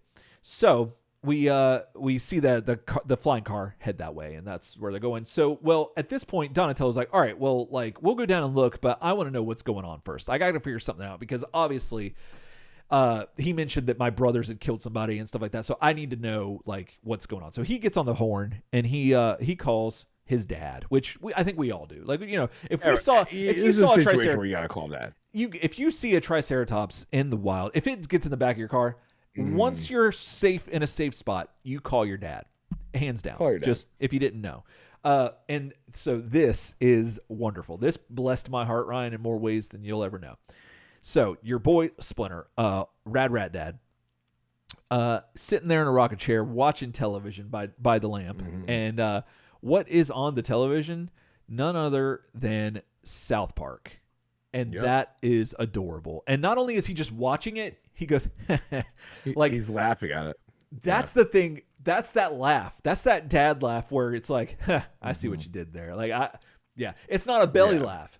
But you want to think that the belly laugh is the goal, but that's not that's not it. That's a misnomer. It's a father's snigger. Yes, exactly. And I oh my goodness, I loved this so much. And then it doesn't help that the drawing of the kids on the TV is pretty funny. So he's there and he's holding Clunk, and Clunk's there, and who looks like a tiny lion, but still, nevertheless. Well, Splinter's small, remember? Oh, that's true. Like, yeah, he is in short. scale, like a full-size cat would be about that size on Splinter's lap. That's true. That is true. Not the biggest fan of how Splinter's drawn in this issue. No, not a big fan. To give every other artist but Kevin Eastman credit, he made Splinter look like a weird dog dude, and we just love him like that. Oh, absolutely. And every other artist kind of tries to keep it there, but they probably draw rats and dogs a little probably more accurate than Kevin does, or Kevin and Peter did. So they're always trying. So it's rare to find a good Splinter. I've found, and it's really more about how unique Kevin and Peter's work was than how good the other pencilers are at drawing these characters. That's an excellent point. We might have talked about this before, but it's been lost on me. But saying that now really hit home with me, and that makes a lot more sense. And because what makes him look a little kind of goofy is how long his snout is and how it's weird, right? Well, that's exactly how OG canon Splinter looks. Right. Yeah. He's just drawing it like a different artist would, and it looks weird and different. Yeah. Yeah. So speaking of weird and different, for the youth in the audience, he's holding a telephone. Now, you might be wondering what that is that's attached to it. That is a cord. That's how we used to talk on the phone when we'd call our dads to tell them about the Triceratops we just saw in the back of the car. Yeah, absolutely. So now the funny thing is that if you call your dad telling him about a Triceratops in the back of your car, and he proceeds to tell you, well, alligators, Komodo dragons, and it goes on and on like that, you're in for a long night. And so, that's kind of what we're saddling up for. But that's what Splinter does. He tells his son about, Donatello about, what's going on with the dragons and all this shit. And so, but then, but he's like, no, I haven't heard of any other Triceratons. So this is the first I've heard of it. And it's very, very bad indeed. Sorry, very bad. I just went with the berry. I tried to correct very, it. Very bad. Very, very bad. Yep. And then we see, speaking of more bad, we see some shadowy figure in the background. Yeah, and that's never a good thing. So you could say that that's foreshadowing, if you will. And got him. And so this bottom panel, we see more South Park on the TV, which is great because that show came out in 97, I think. 97, something like that. 6, 7, or 8, somewhere in there. Yeah. So this would have been pertinent for that. Pretty topical. Very topical. Now, speaking of topical, one thing that's neat is that I noticed that the text is different here. Like it's not the text, but the lettering, or at least it looks to be. So it says, so Splinter is hanging the phone up, and he says, "I'll warn your brothers to be on their guard," but the lettering just looks like there was an edit there. No, the lettering's definitely different. Yeah. I think that looks like an edit. It sounds like I don't know what else. It's funny though, because if that was an addition to the original lettering, the original lettering wouldn't have been moved up that far. Right. But you're right. No, that is something I didn't notice. But yeah, it looks like it's definitely like an add-on to the lettering in a different hand. In a different hand. That's not even the same hand. Yeah. So I don't know. Interesting. It's a minor thing, but that's what we're here for. This is why they call us the deep diving daddies. So they may have forgot it at press time, like right when they're about to go to press, and it was kind of like the letterer was out doing something else, and it's like shit, we gotta add this in there. Right. Yeah. Well, they also added in another image of the shadowy figure, but now you can see a sword, and this looks to have the silhouette of a woman. And so we're left in the dark. One of the 9-hole variety. One of the 9-hole variety, if you will. Oh my lord! You're curious. And so we're going to be left in the dark for a few pages as we go back to Hortus and Donatello.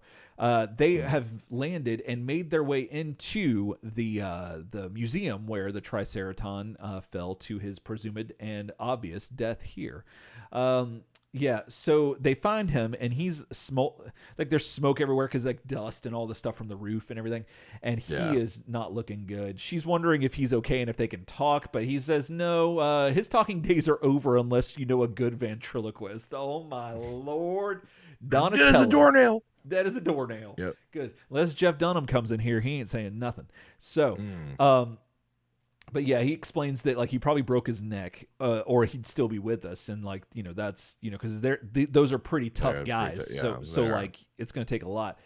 And she just like turns, like she's like normally like wide-eyed and just very kind of like childlike, but like in an exuberance and like joyful manner. Yeah, kind of accusatory way. Yeah. But she changes it. Yeah, here. Yeah. Here is where she changes to that accusatory thing where it's just like, and what's weird is at work today, I saw somebody have that where this person came up and they were like, they looked like a person that was like, they presented a, like, I'm just a normal mom that's like very calm. Innocent and, like, kind of innocent. front. Yeah. And then like the slightest like thing threw it off. And then you saw a complete like 180. And I'm like, oh, that's terrifying. Like a real cash me outside situation happened out of nowhere. Yeah. It was freaky. I was like, oh snap, that's some weird shit. But yeah, and that's what Horridus does here, and it's exemplified in the artwork. But as they're talking, they see a little flicker, or we do at least, and then two Triceraton silhouettes start showing up. And that is really not good. So if you haven't called your dad yet about the Triceratons in the back of your car, you call him definitely about. You better have him on speed dial. Put it that way. Yeah, you know what I mean. Exactly. And so at this point, the turtles. Well, Donatello and Horridus haven't seen this yet, but we do. We saw the Triceratons up here behind them, and they come and they notice that, oh snap, that's our brethren, and he's dead. Like he's dead as a doornail. And so Donnie's trying to figure out what are they going to do with the body, which is always a thing. Like, could you imagine having? So that's one of your worst fears, is having to figure out what to do with a body. Not only that, but a dinosaur humanoid-esque bipedal dinosaur body. What do you do with that as an anthropomorphic teenager mutant ninja turtle? My anxiety's through the roof at putting myself in Donatello's shoes right now, or his boots, or whatever he wears now. And yeah, I really sympathize with him because this is nuts. Well, Donatello is probably one of the best equipped, because he could just equip like the heat of the sun ray and just reduce him to ash and be like, all right, well, that's a mess I left, and walk away, and no evidence required, kind of thing. Right. Well, especially if this was I could see that if it was 87 animated series Donatello. That had the android body. Oh, he would 100% just no questions asked. Like you turn around and he'd already done it, because he was sending people into the into electricity and sending them out into space. He was doing all kinds. Oh, he was beaming off satellites. You're like, that's a person. Yeah, just gone. And so he had no qualms with that. So I could see that. This Donatello, I think, is a little bit more reflective, but nevertheless, he has that ability or option available to him. So I agree with your point. I think that's very valid. But I like that Sarah is so Donnie's continuing. He's trying to figure out what to do with the body, and he says, well, even if like we can't just leave it here, even if that would be cool. Because could you imagine that too? You go in, you have no idea about the goings on of these alien species. You're an anthropologist, and you're just like, oh, another day of dusting off the old bones here. Okay. Hopefully I'll get home in time for dinner. And then you see that guy there. Yeah. And you're like, oh, this is the discovery of the, not even of the century, the alien life is just discovery of like our entire human story. Not only that's just laying there. I didn't even think about alien life. Dude, I was thinking about just the dinosaur, just an actual recently he's an dead anthropomorphic Triceraton with a triangle tattoo on his bicep. Right. Yeah, no, we've made the discovery of the human race's entire story. I can't think of one that's better than that. Yeah, exactly. Yeah. Well, that's what I'm sure Donnie means by that would be cool. But he says he'd better call Mr. Black, which is who we mentioned earlier, to have his alien chasers take care of it. And then Sarah, who is a little bit calmer now, says, maybe his brothers will help you. And he's like, what? What are you talking about, Mr. Black's brothers? And she goes, no, silly, Mr. Triceratoms. And she called him Triceratom, which was amazing. Triceratom is really good. That's really funny. Again, just great comedy there. I loved that. And so, and she points behind him because Donnie's like, what? I didn't see anyone. And then you turn around and just you hear kill them both, and it's like, what? Oh shit! So he grabs Sarah by the arm and just gets out of the way, and we just see some whooshes, and yeah, that's very dangerous stuff. But speaking of danger, Ryan, you ready to talk about Mr. Casey Jones? Oh, I am. So Casey Jones, just to catch you up just a teeny bit on him, he shucked his own job. He kind of got out of his, he tried to make it slick. He was like grocery store manager, assistant manager, assistant to the manager of the grocery store, whatever he was. Yeah. And he was like, I'm going to shirk some work to go get this big $10,000 reward for killing these infamous gators that killed like 2 kids and left one like maimed. And he lost his job over it, but he did bring in those Komodo skins, baby, for that sweet 10 grand. And we get confirmation right here because he's taking a cab ride home, and the guy's like, yeah, it's going to be $16.75, pal. Yeah. He's like, ugh. He's like, well, unless you, and this is like one of those things, I guess if you're a badass like Casey, you're just like, I can back this up. Yeah. But he goes, unless you're willing to cash a $10,000 check, I'm going to have to run up and grab some cash. I'm like, you probably don't run around New York saying like, unless you want to steal this 10 grand check off me. I mean, unless I mentioned I have a 10 grand check. But I guess Casey's the baddest dude in the block, so he's like, I got 10 grand. What do you want about? Exactly. Anyway, this all of a sudden kind of jogs the cabbie's memory. He's like, wait a minute, you that guy that killed them lizards? Oh wow. He's like, for you, no charge, buddy. He's like, you're New York's hero, and like rides away. And Casey's going inside, kind of like, man, hero of the city. All right, like I like that shit. He's like, wait till I tell Mike and Leo, because like they were the ones that kind of like helped. They all defeated them together, but Casey got that clutch reward. Boy, Casey Arnold Jones up in here, just like taking all the credit, because he's the only one that's like, I guess, been born into the privilege of looking like a human, right? Who could actually go turn these skins in and get that cash. Anyway, he's kind of talking about like bringing it up to them, being like, no, I steal your kill, but they thought I'm a hero. Yeah. And he walks in on a scene, Eric. Woo. And it is spicy. It is. So if you thought, because it's Image Comics, and you thought like, oh, so Splinter just loses a leg or something, or an arm, because that's what we do here, and he was caught unawares. Absolutely not. In fact, things have gotten rather hot and bothered in this room. Oh, yeah. Because Casey rolls up, and his first words are, I'll come back later.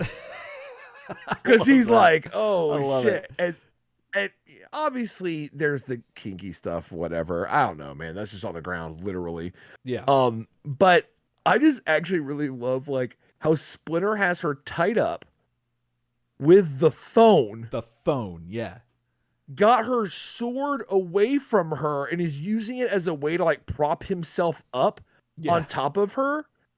And she's hog-tied. That's what I was about to say. Hog-tied. And I love it because Splinter's response is like, nonsense, Casey Jones. Come in. Can I trouble you to put on a kettle of tea? I'm sure our guest would like some. And you're like, this dude's a boss. He is. He whipped her ass. Yeah. Hog-tied her with a landline phone. Yeah. And is using her sword as his burnt Cheeto. Yeah. As he just sits there and he tells Casey, nah, nothing freaky's going on. Just make some tea. Put some tea on. Yeah. What a badass. And South Park is going on in the background again. Absolutely. Absolutely. I love everything about this. It's so late 90s that you know what I mean? Like you can almost taste it. Absolutely. So sometime shortly later, we see that this Pimiko, who we now, by the way, we see it's Pimiko because we thought it could be, but turns out it is her. She's seated at the little table, untied. Very, your boy Splinter's like, look, I tied you, dangle it up because you're about to kill me. But he's like, now that we're done with that, I'll untie you and we can have a civilized conversation, right? Right. And so they're all sitting there, and and Splinter says, "Allow me to introduce you to Pimiko. She's a female ninja. She also claims to be the daughter of Oroku Saki." Yeah. And this gets Casey turned the wrong way. Right. Casey was just having himself a little spot of tea. You know what I'm saying? Have a little cuppa. Yeah. And he's like, he starts like losing his shit. He's like, hold on a minute. So you're Shredder's daughter. That's cool. Oh, also, aren't you the one that was hanging out with King Komodo and Warlord Komodo and all that crap.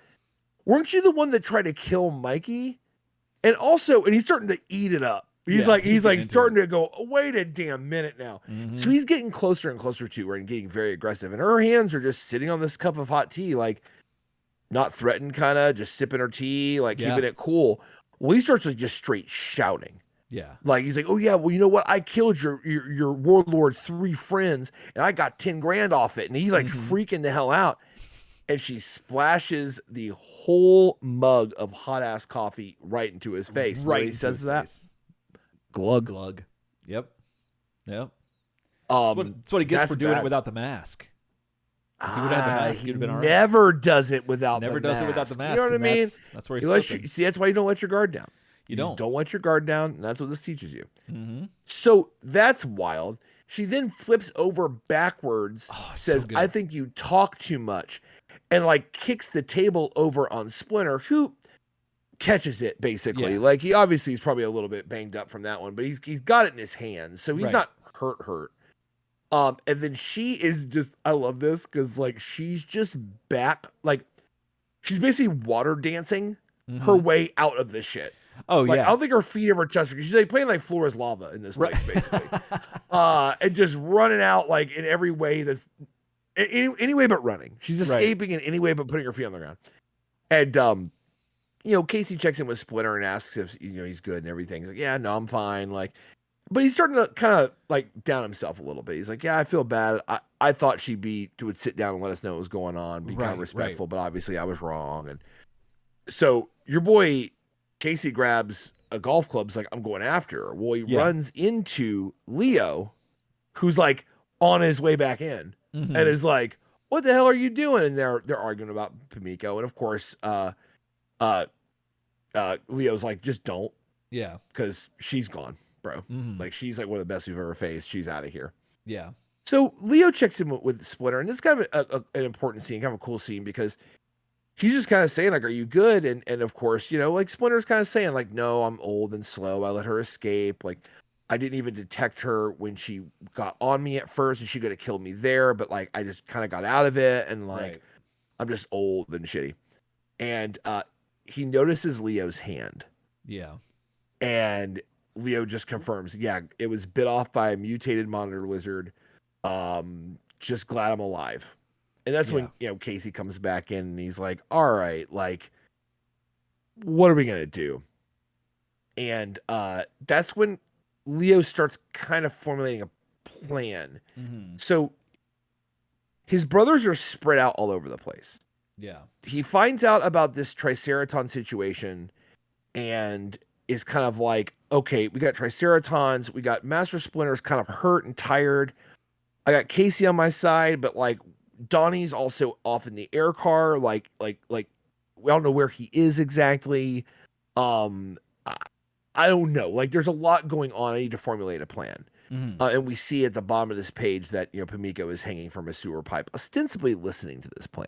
Yeah. Like, at least that's the way I took it. Like, she's kind of near what looks like a locked like security door somewhere in the sewer, or where the sewer connects to the basement area and stuff in the Casey and April's building. So she's listening and stuff. And Leo formulates the plan. They're going to need a ton of help to stop, all these Triceratons, of which they don't have an accurate number on how many have come through. Right. But we're going to need some help, and it's got to come from the Foot Clan. And you're like, oh, no. Real quick, do you see at the back of her hair that there's like it's like she has a clip in her hair that has 4 blades coming out? Oh, interesting. Isn't that, I mean, no, I didn't notice that. I don't think that's just her hair, just like just to keep it together. That has to be blades. Like, yeah. That's kind of cool. That is kind of cool. I wish they would have showed her using that more often. I know. That would have been nuts. But it's a little much, but I do like it. And it reminds me of like every side-scrolling beat 'em up that had a woman character come like as a villain. And they always had like a whip or something in their hair. Like something. Yeah. And so that like a thing. Yeah. So, but that's neat. I'm a big fan of Pimiko. I think that and I'm a huge fan of Splinter and his relationship with everybody else in this book. when he's Rad Rat Dad. When I didn't care. Yeah. But Rad Rat Dad, like him and Lord Komodo, like their whole thing. I'm here for all of it. And then the way that he was with her, oh my goodness, I love it. Yeah, one thing that Gary Carlson's added that it's a kind of a flavor that I really like, and I'd like to see more kind of going forward. I know there's some of this IDW as well. Is this idea of like the kind of the warrior's code of like respect? You see it with the Foot Clan too. Yeah, where like Raph approaches the Foot Clan and it's not like da na na na and we're gonna fight you. It's like no, like we'll meet with you. It's different. It's not as like adversarial on the surface. There's politics involved. It's not just like kill on sight orders, kind of thing. And I like that. And and obviously, Splinter tried to extend that hand, and Pimiko may have stayed. Casey obviously got in her face and made her feel like, oh, I'm not going to deal with this. So if Casey hadn't showed up, like her and Splinter may have had a conversation. That'd be pretty fruitful. But for right now, we lose that. But I like that element as well. There's a warrior's code going on that I'm a big fan of. Absolutely. So elsewhere, back at the museum, kind of a cool moment. The Triceratops are saying, incredible. These pink-skinned monsters exterminated the entire cough, because they cough because they don't like our air. Oh yeah. Saurian race from the face of this planet. It'll be a pleasure to repay them in kind for this atrocity, because that's how they see it. They don't understand. They don't know about the asteroids. All I know is that they came to a planet where there are like gummy meat people, mammals running around that are just like little dough bags, and they have museums full of their progenitors, the dinosaurs.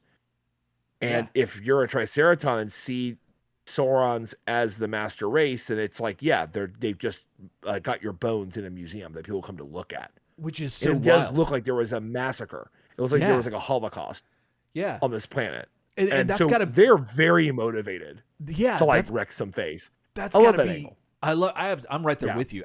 Because when you break it down and you think about it like that, these are a conquering people. Like these are people that like shoot first, take names later kind of thing. And you're like you said, to your point, like that these are and probably even more so to the fact that they've seen there's probably other races of people that are just like them but are like Stegosauruses or some other dinosaur, and that Earth was like a hodgepodge of all of that, maybe a primordial one, and that we don't know that maybe the Utroms might have like done something to get kind of like the what was the Alien prequel, Prometheus, is that what it was? Or something like that. Like it, and then you're here and you're seeing that, like, and you're thinking you're gonna be badass and do it, and you realize that there's that, like that. Oh, that's fascinating to me. I'm right there with you, and I love it 100%. Yeah, it's really interesting because it's funny, but it's not like kind of the first time that TMNT is supposed to this.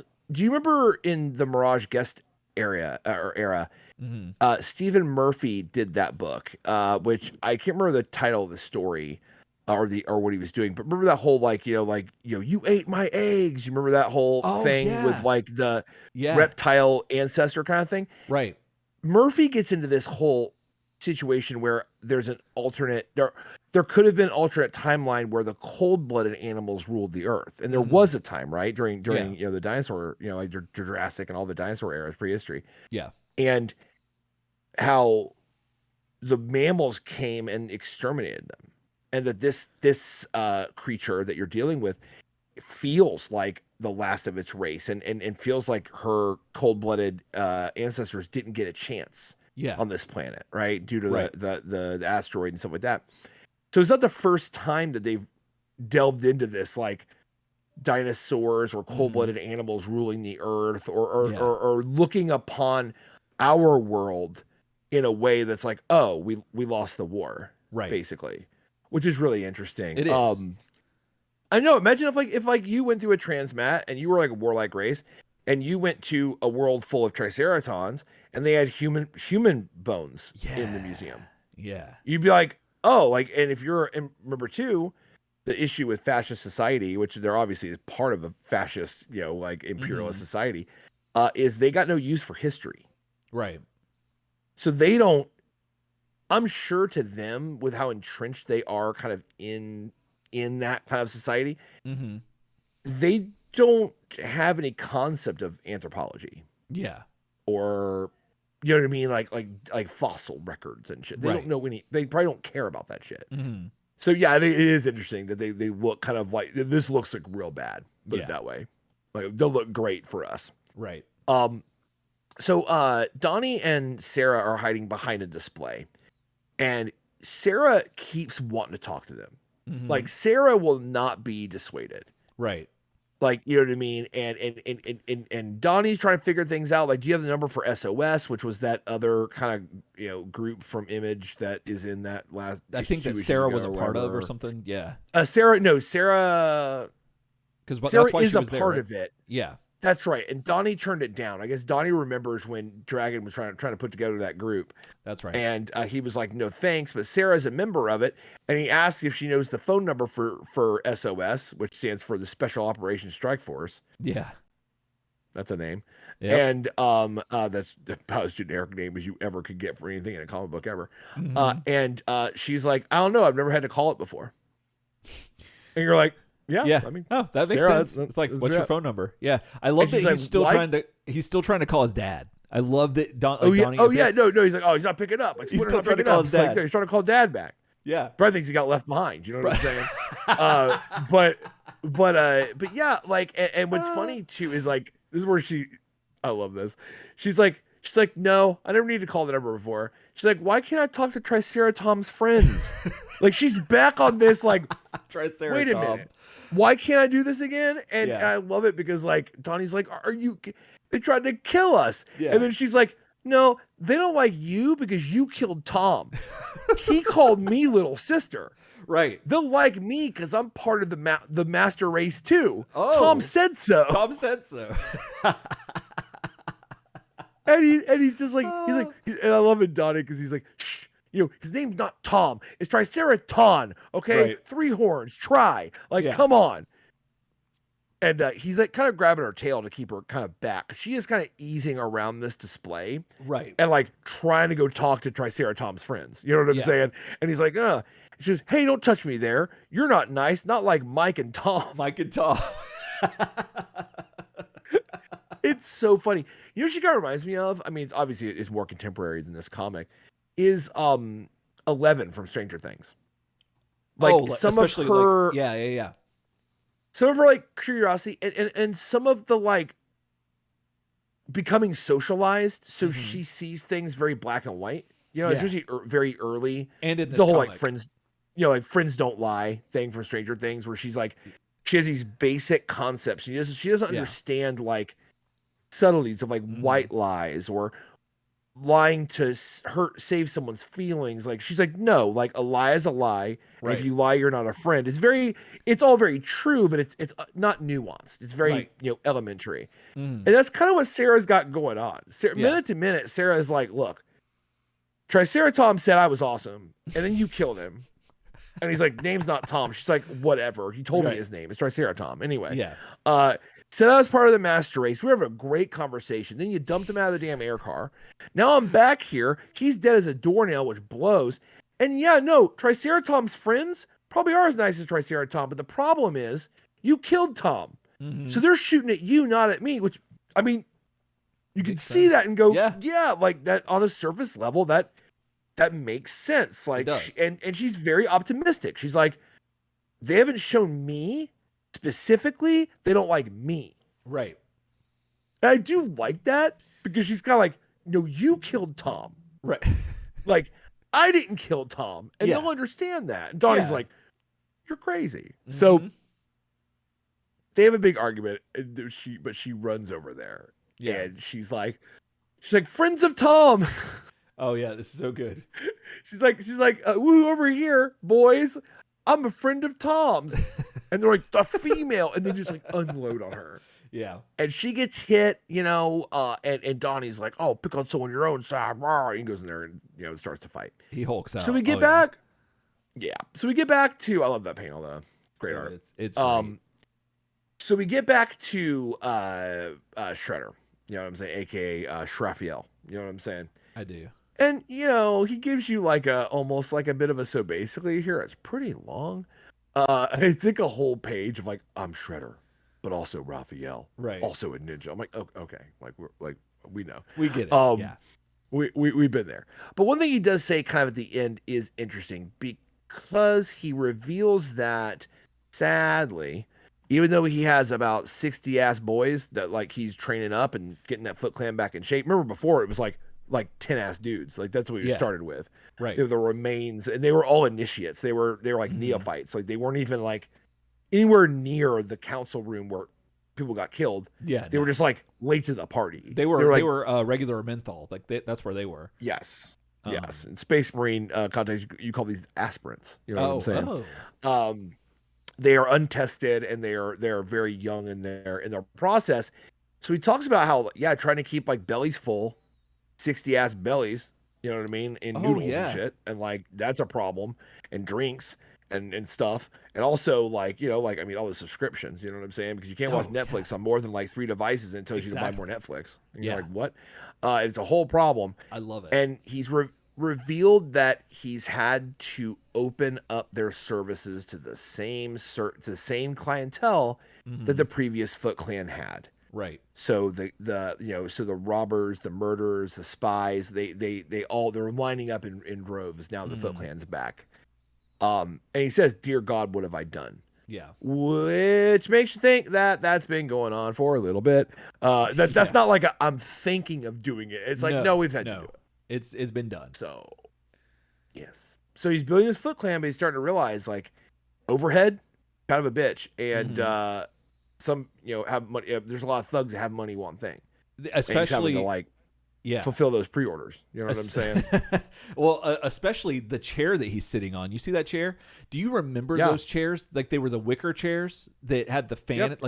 Apparently, according to Shannon, my wife, those things are massively like sought after now and like ridiculously expensive to get because they're. I hated them. Yeah, I didn't like them either. Like I didn't like sitting in them, but I don't generally like wicker furniture. We had a wicker bed. It was horrible, but I'm kidding. I'm joking, of course. Could you imagine that? Ugh. I thought you meant like a wicker bed frame. Oh, no. I could see being a thing. I can imagine like as it wore out, those like the parts of the wicker stick out. You get out of bed and like take one up the back of the calf, like like when you get like can you see that? Like right, that's what I was trying to say. You're like long night. You're like, bro, I'm gonna crawl in this bed right across your knee. Like, right, awesome. Like I've been wounded by my bed. I don't know why, but I've always had an wicker's crazy. Wicker furniture. Yeah. No, I'm not a big fan. My thing is this, man.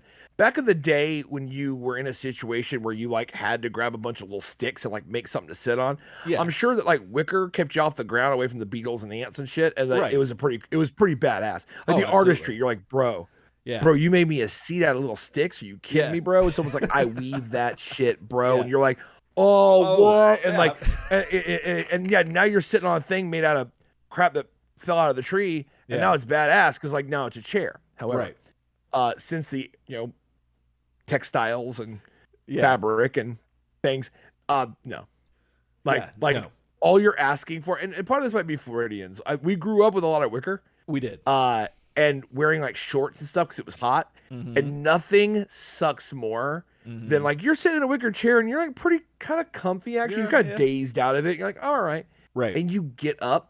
And the wicker has like impressed your skin, so when you get up, it like pulls free. And it super hurts. Oh, absolutely. And it's like, why am I sitting on this? Yeah. There's a store in our area called Leaders, and that's mostly what they sell is a lot of wicker. So every time I drive past one, I'll turn the blinker on, like I'm going to go in there, and Shannon, my wife, just freaks. It's an inside joke we do. I'm like, hey, you want to go to Leaders? And it's like, no, never. I'd rather die than go there. And but this chair reminded me of that, and it's probably why the Foot Clan had to resort to some of the shady stuff they used to, because They got to keep Shredder in his wicker stare. Absolutely. Yeah. Now I get it. That he's exerting power and he's trying to be an influencer and stuff, but there's a price for everything. But I do love that. In all seriousness, I do love that this is showing the dichotomy between trying to do something good, but then realizing sometimes good doesn't pay the bills. You know, I mean, Turtle Soup's been there. We've had to do some shady shit before, but I mean, watch out, bro. It's it's up there. It's been bad. All I gotta say is truck stops. I mean, you can find a lot of opportunities. It's just are you willing to take that leap? Yeah, the and lizard for the podcast. Sticker, yeah, anything. Oh, that no lizards. No, I walked right past that. Are you kidding me? That's just what is that? So not wasting your time. Yeah, exactly. No, I meant that I walked right through that. I saw no lizards. I was like, okay. Oh, so that's like that person with the sign outside their house that says, "Oh, I have a security system." I was like, let's try that. Yeah, you know what I'm saying? Like that's how I went. No I was lizards, like, no lizards. I'm like, where do you get a load of me? I'm like, listen, your wife made you put that on your truck. Like I get it. Like oh yeah, but this is the Flying J in Plant City. Like, you know what I mean? Like, how many thousands of miles are you from home? Like, I mean, let's test out that no lizards. You know what I'm saying? Yeah, let's see let's see how reptilian you can get. You know what I mean? But anyway, I divulged too much. So we hear all this. We show up just in time to see Leo show up. The Foot Clan ninjas are still a little like on the hair trigger, like intruder, and like he's just whipping their ass. And Raphael's like, okay, stop. Oh, stop. Like I can't pay for medical shit too, guys. Like we're already turning tricks out here for assassins and shit, like political assassinations. Like I can't be paying for broken arms and shit, guys. Like that I don't get it. So they talk and remember that a little maybe last issue or issue before, Leo really embarrassed Raph in front of his Foot Clan boys by basically saying like, you ain't shit, you ain't Shredder, you ain't nothing. Are they loyal to you or the mask and all this crap? Splinter piled on too. Yeah. So Raphael forbid him from coming to the dojo, right? Which is kind of a big deal when Leo shows up. He's like, whatever. What do you got to say? And then Leo tells him what's going on. Mm-hmm. He's like, no Triceratons. I need you and all your boys. Like we're going to the yard and making milkshakes. You know what I'm saying? Like we got to get there. Mm-hmm. And he does say something interesting where he says, "The Earth's being invaded by Triceraton Shredder. I came to ask for your help." Yeah, which is interesting because that starts to sound like he's kind of acquiescing to Raph's demands to be treated with respect and formally recognized in front of his underlings and stuff. But then he kind of turns on his heel and goes, "But I neglected to bring my wallet to pay for your services. Woo. I'm sorry I even came here." And it's like, damn, son. Yeah. And then Raph reflects, he's doing it again, making me, look bad in front of the clan and stuff like that. But he's like, he's right. So he basically says, "Leo, stop. You can count us in. Boys, let's do it." And we rally up for war, prepare for war. Yeah. So we go back to the sewer and we're with Leatherhead, Dr. X, Casey, and Leo. Or not Casey, Casey and Mike. Yeah. And they're all kind of hanging around. They get into a fight, and I didn't understand the goddamn point of this fight, really. They get into a fight over how they're going to disarm the transmat device before they make contact with the Triceraton homeworld again and get more Triceratons over. And then, of course, Leatherhead loses his shit because he's like, no, not again. Don't destroy my transmat again, because it's a soft spot because the Turtles did technically. They did a little of that rope-a-dope where they didn't destroy it, but it got destroyed kind of situation. And Leatherhead always blamed them for it. And Dr. X is on his shoulder, little Utron boy, trying to kind of chill him out a little bit, but damage is done, so I guess he'll be leaving because he winds up putting Mikey on his ass. Yeah. And by the time they get this all sorted out, 4 more Triceratons beam through the transmat. So that's just 4 more dudes. I imagine, I think I've said this before, and I hate to digress into 40K stuff, but I imagine a Triceraton is close to a Space Marine, and that's terrifying because they've shown in the comics how resilient they are. Hell, in Mirage Volume 2, a Triceraton had a hole through his shoulder. Mm-hmm. You remember that? Vaguely. And just kept on killing people. Oh, yeah. It's the they're super soldiers, right? Right. They probably have like redundant organs like Space Marines do. I mean, they're built to last. Four of them is a big deal. And I think it's all the Space Marine lore telling me, like, if 4 Space Marines showed up on Earth, just 4 of them, they would destroy everything. Right. Like, everything. And I look at these guys, I feel the same way. It's kind of like when you see a cardboard cutout of any basketball player that's like, almost any basketball player, really. And you realize, like, how massive they are. And you're how big they are, like how tall and stuff. And you're like, oh, wow. Because on TV, they're like, like real tiny. But like, but in real life, it's just a drastic difference. They're huge, Yeah. So it's probably similar or akin to that. But you're right. Like 4 of them, like 4 just in your house. And there's already 3 in the room. Yeah. Operating the transmat. And then there's 2 that are currently fighting Donnie and Sarah. Right. So that's like 9-ass boys. Yeah. Like happening today. Yeah, that's 9. Math on the mic. I got it. Math on the mic. I know. That's 9 Triceratons, and that's the ones we know of. Right. That's scary. Mm-hmm. It's damn near a battle squad. Not great. No. So while they're bickering, and this is annoying, I don't know, like a little bit. It's like while they're having that dumb fight and they're like Leatherhead's losing his shit, they do mention that like Dr. X told Mikey that the reason Leatherhead's losing his temper more is that the mutagen effects are wearing off. Oh, yeah. And he's losing. He's got a little Flowers for Algernon situation going on. Yeah. And Casey kind of starts to say, and it sounds like they're definitely hinting at this, maybe for a future plot line that never happened. Right. Wait, if that's happening to him, what about, look, and you're like, oh, what about you? Yeah. Right. And it's kind of like, okay. And of course, so we're talking about 4 more ass Triceratons come out the gate because we were too busy, throwing the football about like if we're going to destroy the fucking device or not. And turns out, guess what? Like it's happened to us now. So they kind of decide they got to come in and kind of get it to work. Now, this next scene I did like is because Leatherhead, I love this. He's like, you better stay here, Doc. You're not built for fighting. And then Doc says, be careful, my friend. I would miss you. Yeah. Yeah. And for some reason, I felt that kinship, but I would love to have like a side comic that was just Leatherhead and Dr. X. Oh, yeah. I'd love to see like, that. I would love that. Yeah. Like, because it's a cool combination, right? It is. So yeah. So they're getting ready to go into war. Casey dons his, American flag mask, which is great to see again. Absolutely. From Body Count. And it's showtime. It's time to kick some Jurassic butt. Yeah. Getting. So. And that's it. That's it. That's your comic right there. Mm-hmm. So this was definitely better than the last issue.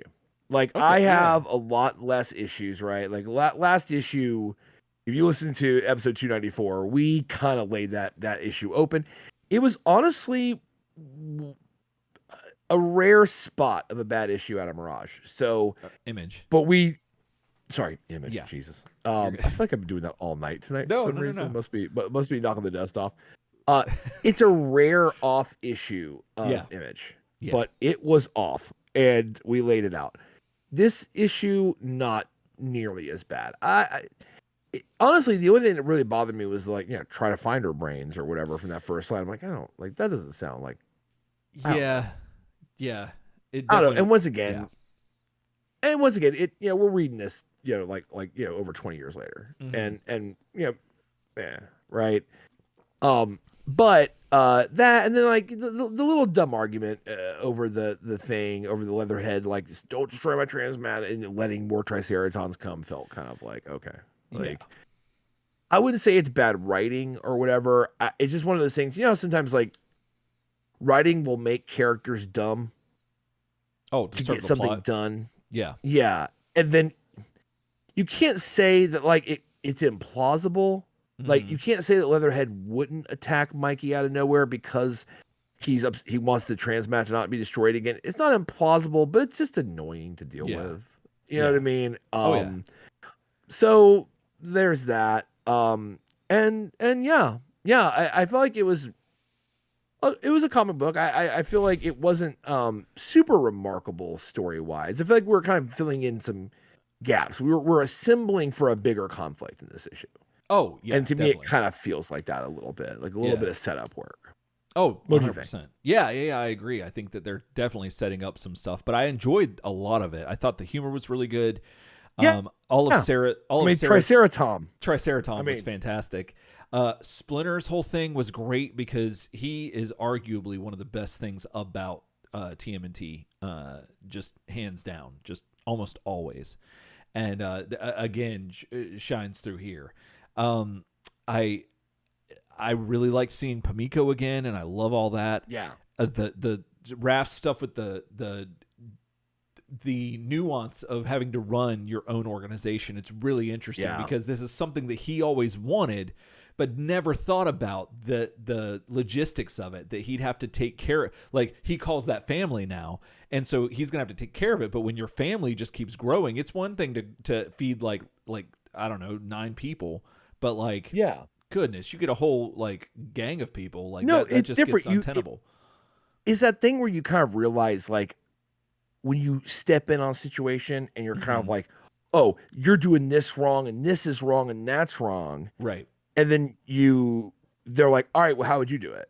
Yeah. And you get behind the wheel and you're like, oh, that's right. Because how do we get money to do the Foot Clan thing? And you realize, oh, that's probably how that started. They wanted a Foot Clan, but how do they, they're not just living like in a castle in feudal Japan where there's no costs for anything. They just like harvest their own food and like mine metals to make weapons. They're not living off the land. They're living in a city. Right. Where everything costs money. You know what I mean? It's not the same as like the Origins, where like we're an order of monkish ninjas out in the woods somewhere. I mean, like you're trying to make it happen in the modern world, and there's overhead.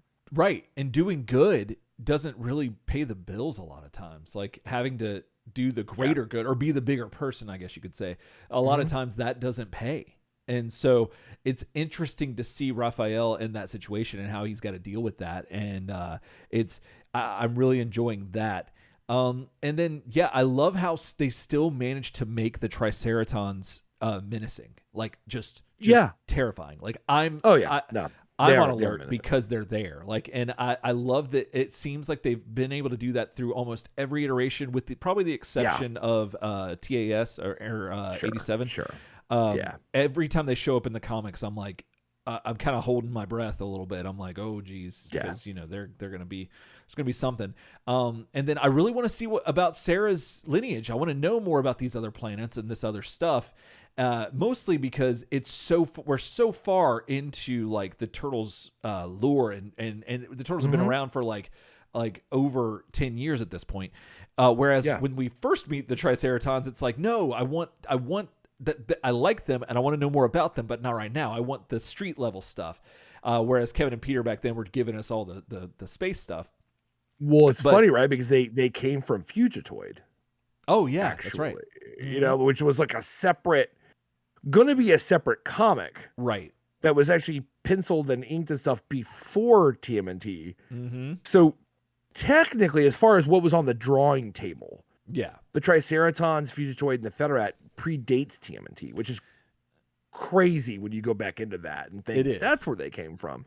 So the idea is like, oh, the turtles have a run-in with the Triceratons, but I think they kind of had hoped at some point to build that out to be something bigger and better. But of course, turtles took all their time because they did. That was the thing. But then at the same time, like thinking about how much the Triceratons and the Fugitoid and all that bring to the turtles. Oh lore, it's like, oh my goodness! Like I couldn't imagine the turtles without them, and I think that they're far better for it, or with them now, and because it plays off really well. Yeah, and again, it could be just nostalgia, but the NES game, the third one, Manhattan Project or Manhattan something. I think it's because there was Manhattan Missions, but that was the DOS game. I think. That was the DOS game. So Manhattan Project with the Triceraton on the cover. Oh my goodness, that just fueled my imagination as a kid, and I loved it so much. And so that's again echoed here, and just all the now. Granted, a lot of the stuff that we were bringing, I think you had mentioned, we are filling in some stuff like how they feel about seeing the Saurons, like the skeletons of people that they could be related to or that they know, like.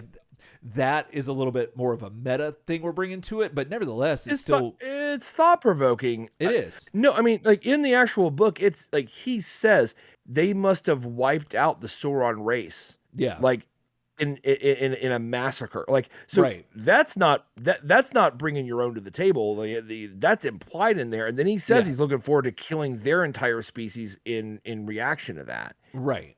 But it's one of those things where they drop just one word bubble. It gets you in. Yeah. And you're like, oh, the Saurons think that we killed them. Yeah. And that gets your mind going. Exactly. Then you start adding your own where you're like, no, imagine if you saw a museum full of human skeletons, what would you think? Like, right? Would you think, oh, they dug them up because the millions of years? Or would you think, oh no, I'm a human, I'm alive. They just killed all these people. Yeah. Like you might think that, right? And like, I love it, especially because once again, you start talking about, like Triceratons don't have museums probably. Yeah. Yeah.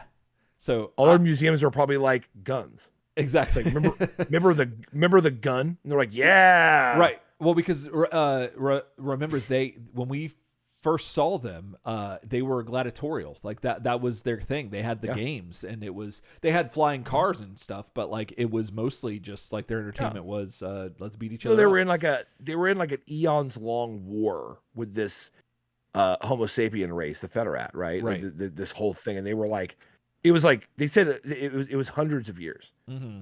They were just in a just straight conflict with them. And they're very Spartan type society, right? Like warrior society. It's very interesting. It was.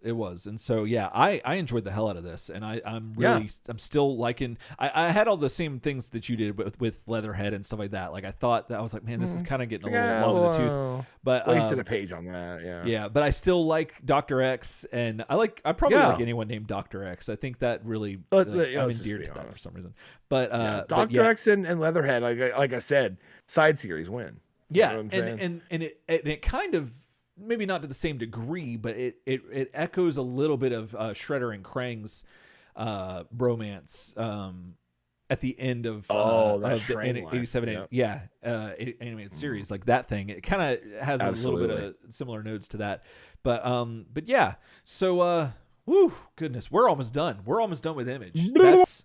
That's wild. So I am really excited. Issues? I think 2 or 3, one of the two. I think it's 2 more issues. So I don't know. I don't want it to end because I've enjoyed so much of it, and I'm so glad too. Because people always said shit about it. Three more. Okay. Yeah. And so I'm really glad that we've read through it. We, for the most part, we I heard a lot of trash about Image, and I don't know where it comes from. Maybe it might be how these issues like leave us off. Maybe. But people talk. And I'm like, I used to always like see it all, but I try not to like read much of it. So I was like, well, I don't want to get spoiled. Oh, of course. But Image is very controversial. And I'm like, I don't see how it is. Yeah, I see some I can see it a little bit, but maybe we'll save some of this. Yeah, we'll save this for like when we round it up, because there are some considerations of like, if you put yourself in that journey, and you don't know that Image is now considered non-canon. You don't know that it's like an Elseworld story. You don't know that. You'd be like, all right, cool. So Raph's got an eye down. Donnie's Robot Man. That's kind of obvious. And Leo's got no hand. That's what you did to my turtles. I can see people at the time, but we'll get into that. We'll get into that. Definitely. But well, let us know what you think. Were you reading these when these came out? Were getting them day and date on the shelf? Like, did they? Were you like M. Wilson, like day and date? Yeah, we want to know. Like, what did you think of this issue?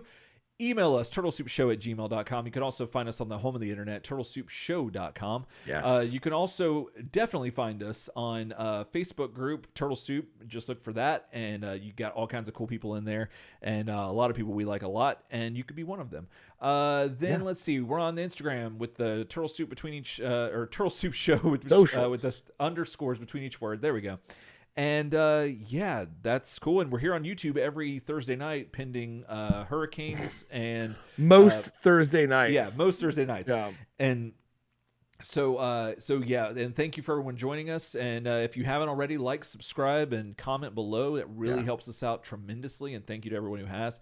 And if you want to support the show, you can do that by going the extra mile and going to going to patreon.com and find that Turtle Soup's done by making a podcast. You can throw some pennies our way, and it really helps to keep us from saying clang and keeps the lights on. And you're basically our generator for the hurricane that is life. And we really appreciate you. And so all right, well, we should be back. Let's see, what is the 296. Goodness, Ryan, we're getting close to a round number. We got some things and some irons in the fire, because we are close to a 10-year anniversary on the 21st of this month. Yeah. So 21st of October would be 10 years from our episode 0 release. And we are coming up on episode 300. So there's a lot going down. So just saying, there's going to be a celebrity kind of atmosphere going on. We're celebratory. Celebratory. That's the word I was looking. Yeah. I went to say celebratory, but celebrity came out. I don't know. Right. That's like I just got done listening to The Man in the High Castle by Philip K. Dick. The word historicity is used all the time in that book to basically describe like old like American artifacts that are go back, like it's like things you could collect, like Americana. They all have historicity. I'm like, that word. That's a weird word. Historicity is an interesting word to say. Yeah. Oh, good. I don't like it, but goodness. Well, you know what I do like? I do like getting out of here. Yeah. So, all right, everyone. Else time.